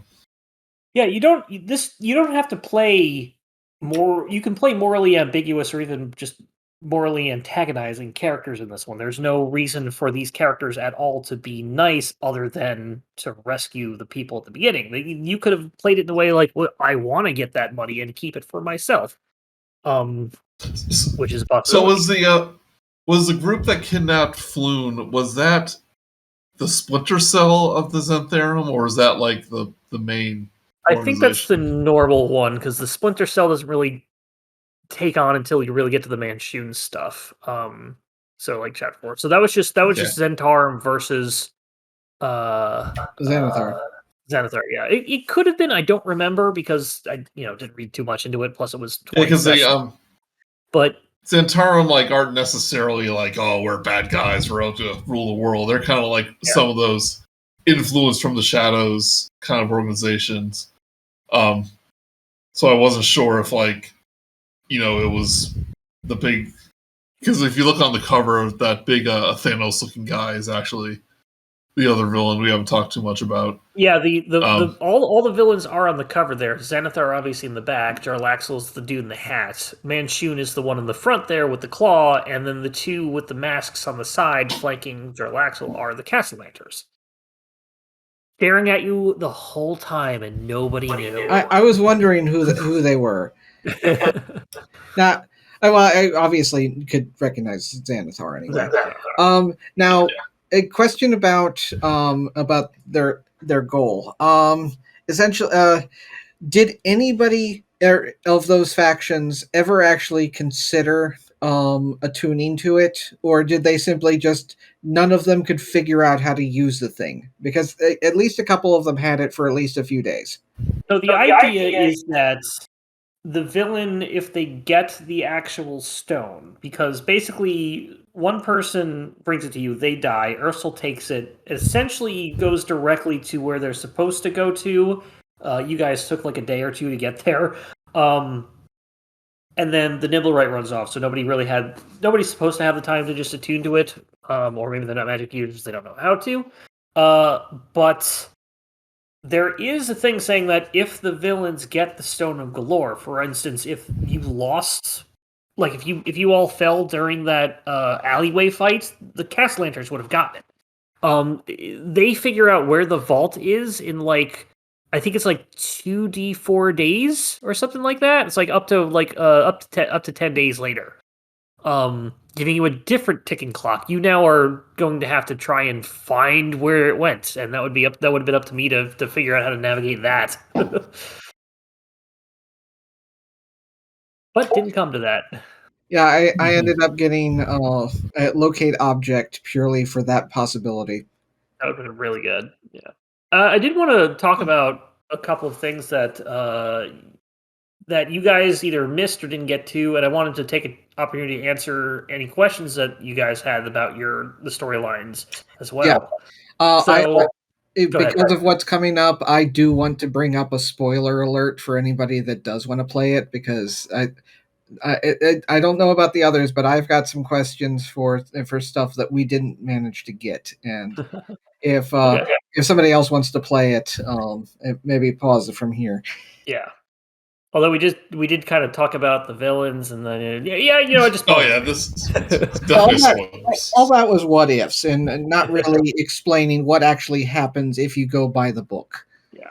So let me start it off by going over a couple things that I want to just talk about that we didn't get to do. We talked a little bit about it before the were rats would have been really nice. Bonnie was a doppelganger from the beginning. I am sorry it didn't come to. I was like, maybe should I make it so Rat King ends up with Bonnie, or should I just keep it that Bonnie is a doppelganger and that's not going to work out from Bonnie's point of view? So, but it made it a very interesting dynamic for how it worked, because the entire time you were talking to her, she was a doppelganger. Let's see, a couple things that you did miss. So you did miss a were-rat that you could have seen in chapter 1. I made sure that you spotted him, but nobody went after him. He's in like this other sort of area that's a little down from where you essentially enter and come out of. Like it's a little side area. The only person that saw him was Rat King, but he was the only person that couldn't see in darkness. And I'm pretty sure he ended up rolling a bad perception roll or something like that. Yeah, It was some kind of a low roll where he basically lost sight. But that would have gone back. Go ahead.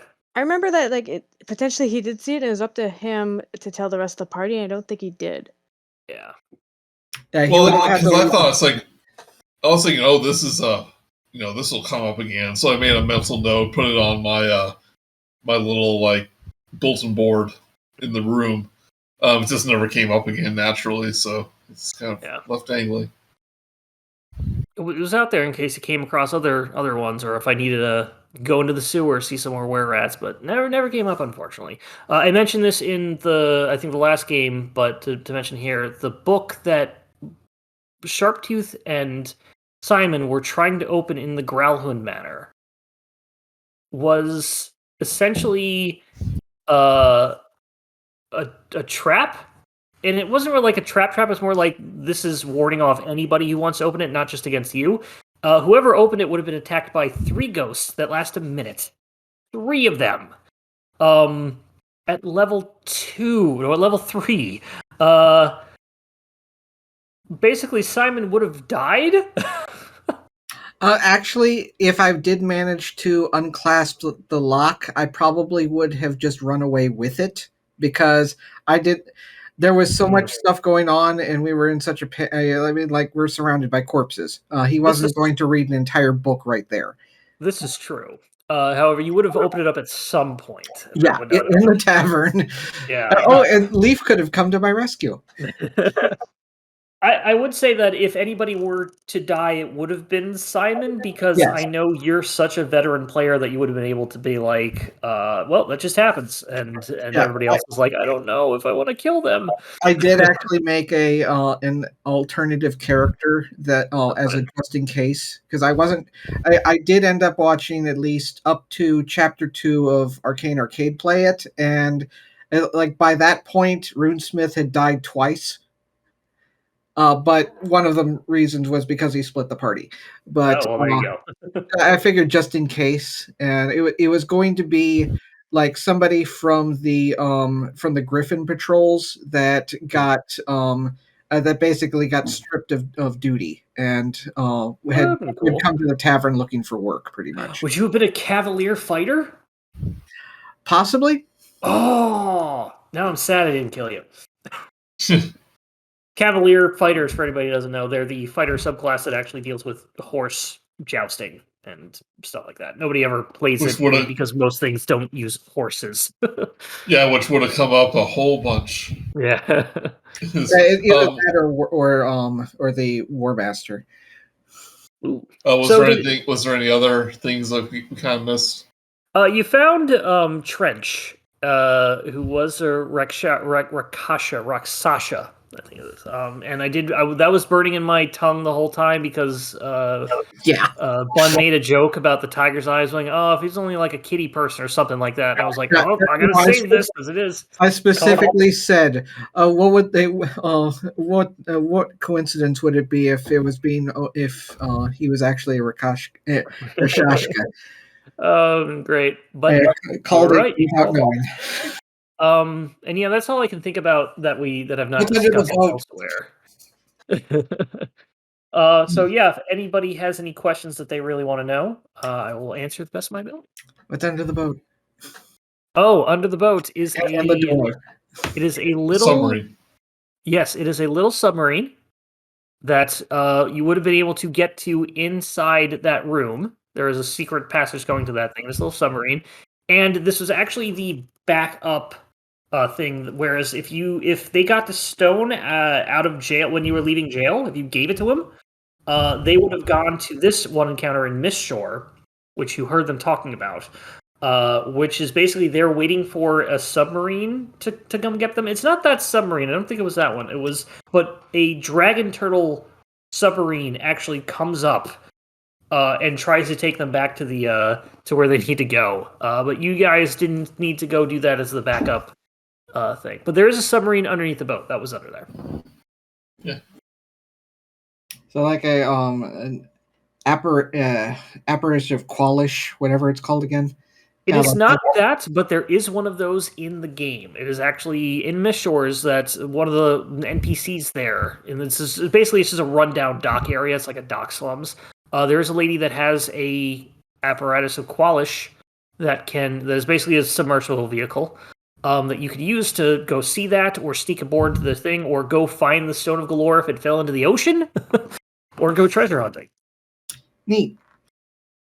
I guess one thing, just as somebody who was kind of like newer to playing this adventure, is just the idea of like I could have literally just went out and talked to random people at any point in any part of the city, and I just never really thought of doing that because I was kind of like trying to play the main story, and I was just like, oh, I could just go and just like meet people and just see if I could find the side quests instead of them just being coming to us. DMs love that when they have to make up NPCs on the spot.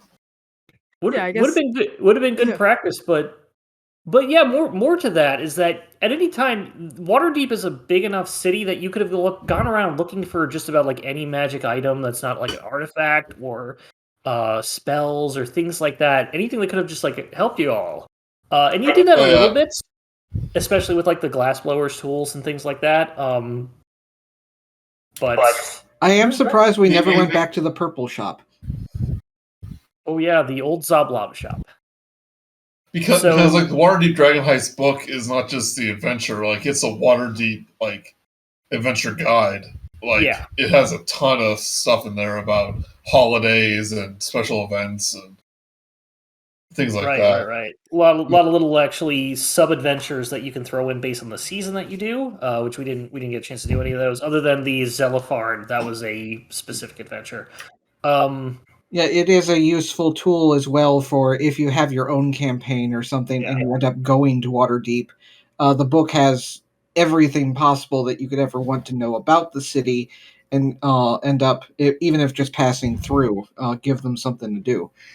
And I would highly recommend anybody who wants to run this to look onto DM's Guild and pick up a thing called the Waterdeep City Encounters. It's one of like the gold branded DM's Guild ones, which I think is made by more prominent people on the site or something. But it's basically like a whole bunch of different random encounters and actual like location encounters, which we never did. I just did the random encounters based on wherever they are in the city, and with options for all of them. Excellent thing. That's where. Oh, that was my other favorite one. One of them was the snake oil salesman that you came up against early at one point, and this was my favorite thing.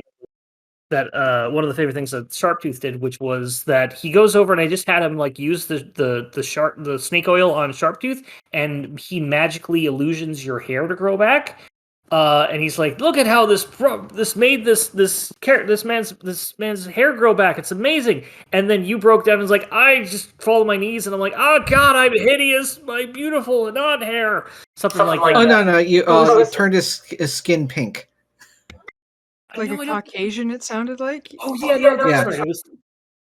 It was something along the lines of like you've got green skin. That's right, you've got green skin, and we'll heal the skin. And you're like, my beautiful complexion, but you basically just played it off like your ugliness was perfect. Yeah, I loved it. I'm a disgusting pink now, or something like that. And afterwards, he's like, "Oh, don't worry, it's just a trick. Here's a gold for your troubles." And you take it, you bite down the gold. Worth it. And you just go back like nothing happened. He's like kind of con the con man. I was playing the character that he was genuinely like afraid of what was happening to him. Yeah, no, I loved it. It's so good. But Uh, avarice distracted you from it. Yes. I think Yeah, to highly wrap things recommend. up a little bit. Highly recommend that.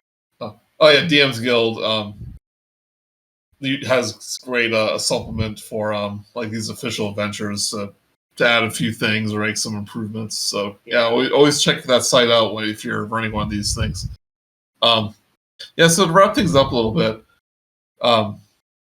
like this Waterdeep Dragon Heist, like just as an adventure, like thumbs up. You think? I think I've run this one a couple times. It's got great replayability. It's got an interesting setting, and it's one of those ones that's more slightly more roleplay oriented, and not dungeon running, not mega dungeon or anything like that. Mega dungeon is a sequel, so I thumbs up for Waterdeep, especially if you just want a nice short 4 to 5 level adventure with even newer people to the game. I'm always a fan of roleplay, and this seems to be one that it is not specialized to just heroes. You can be you can basically play this with any kind of party alignment possible, and is not requiring you to do roleplay. How fast it goes through is however much you want to how much effort you want to put into it. But the fact that there is practically no railroading whatsoever in this thing, because you can go in any direction, work with anybody you want, and there's so many different varieties of things to do that without making the DM constantly have to okay, the entire campaign is shot, now I have to come up with something brand new to work on. Because there's always something else to pull from if they end up doing a 180 and going a different route they expected. So, thumbs up. Same stuff. For Sam, this is my first Dungeons and Dragons ever. I played Scion and a really short game of Vampire before this, and I listened Empire to the Masquerade. Yeah, and it was a very short game. It lasted like maybe 3 sessions, but I listened to the Dragonspire podcast with us previously, so I had what I was expecting was more like, and then we travel from like this part to this part, and like a lot of those like longer expeditions where I found because it was in the city and it was so localized, getting rid of all that as someone that's just starting into it was really made it less overwhelming and felt like something was always happening. It's not like you're just like, was it filler episodes of anime? Yeah, this one can be very, very quick, especially chapters 3 to 4, which are kind of designed to go one after another. You don't really get a breather. So yeah, the floor fell out of under us come chapter 3. Yeah. Yeah, I mean, like some of the early 5th edition adventures, like Port of the Dragon Queen, is often criticized that like it's just like you spend so much time traveling to one point to another. There's a thing. It's like a 60-day travel in game of you just going from one thing to Neverwinter. It's ridiculous. It's kind of ridiculous based on what we do now. But I'm sorry, we had, I believe, one more person have their opinion. Steph? Hey. Yeah, so again, similar as we played together, so it was Scion and that really quick Vampire the Masquerade, not Requiem, that we played. And yeah, it was a lot more fun. Like there's just a lot of openness to silly. It can be as silly or as serious as you want to play it. I mean, it would be interesting to see what it'd be like to play as a party of like all more evil characters, because yeah, now thinking about it, like we could have turned that tavern into like a place of ill-gotten goods and stuff like that, like realizing now like, oh yeah, you could have just turned that into like there's a illegal gambling. Yeah, like a thieves' den or something. Yeah, and so like those are like really neat options thinking about it now. And then being able to play Brutrik as a character, and initially I didn't really know what I was doing with him. It's just once everyone else was like more established, I'm just like, oh, I'm just a really big nice guy. And it was just it was nice to play that up, and then to be able to get opportunities because there were so many people around all the time that I got to do that, like, oh, I run over and help or something like that, and then I was able to get information from some people sometimes because I was interacting immediately. So sorry. Yeah, because what I liked, Rat King was just trying to be sneaky, but then when that didn't work, like Brutrik was just like, "Oh, I'm sorry, we were sneaking around. Maybe you could help us." And Hair has some of this ale that I have. I was like, "Oh, You had a very good Inigo Montoya and whatever the name of Andre did in Princess Bride, where a stealthy and intellectual person, and then just thump, and then half the wall falls down. But as you were saying, character doesn't really have to be extremely detailed or complex or anything like that to be able to play. I mean, motivations and stuff can be, but the personality and so forth doesn't have to have an extreme amount to it to be both fun as well as likable and good to go get to work with. Right. And for me as a player, like I've been DMing like the Icefire Peak and Beyond game, and it's like very traditional fantasy stuff, and like this was a nice change of pace, like being in the urban environment and dealing a lot with like just everyday life for parts of it. And some of the more fantastical fantasy things like with the nimble rights and all that stuff was just a lot of fun. And so thanks, Mark, for running this for the third time for players. I might be the fourth time. Yeah, I think it's the fourth time. So maybe The best one though.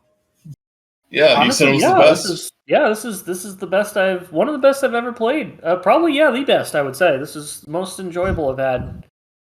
Which one was the worst? You can tell us. I gotta go. You gotta go. Okay. Yeah. So yep. So yeah. Thanks everyone for running this campaign with us, and it's like I don't think anyone missed an episode. So thanks for that. Yeah, that's right. So we had everybody here just every game. Although we had to, I think we had to jump off a couple. We went into it once every week, but yeah, did a great job. Yep, and it's a lot of fun, and now we get to decide what to do next. Yes. So whatever we decide to do, I figure if it's a more continuation with me running a game and the four of you playing, it would be you could choose to use these characters with whatever magic items that you've now acquired, or we'll start at basically level 5, because why go through level 1 again, with new characters and equivalent amount of magic items or something. We'll figure it out. If it's the adventure, then we start at whatever level is appropriate, in my opinion. And most adventures start at level 1. It's like, no, you get. There's only so many times that you want to fight a rat that could kill you with a critical hit. Oh, I forgot about that. Yeah, I think I'll go on level 1. Yep, so Waterdeep Dragon Heist, thumbs up from all of us, I think. And definitely recommend it. Published by Mousey Brown Productions. With a forward from Volo. Get a weekly broadsheet. All right. Thanks everyone for doing this last session of the podcast. And we'll see you for the next adventure. See ya. Bye. Natural 20s, everybody. Bye. Yeah. And scene. And see.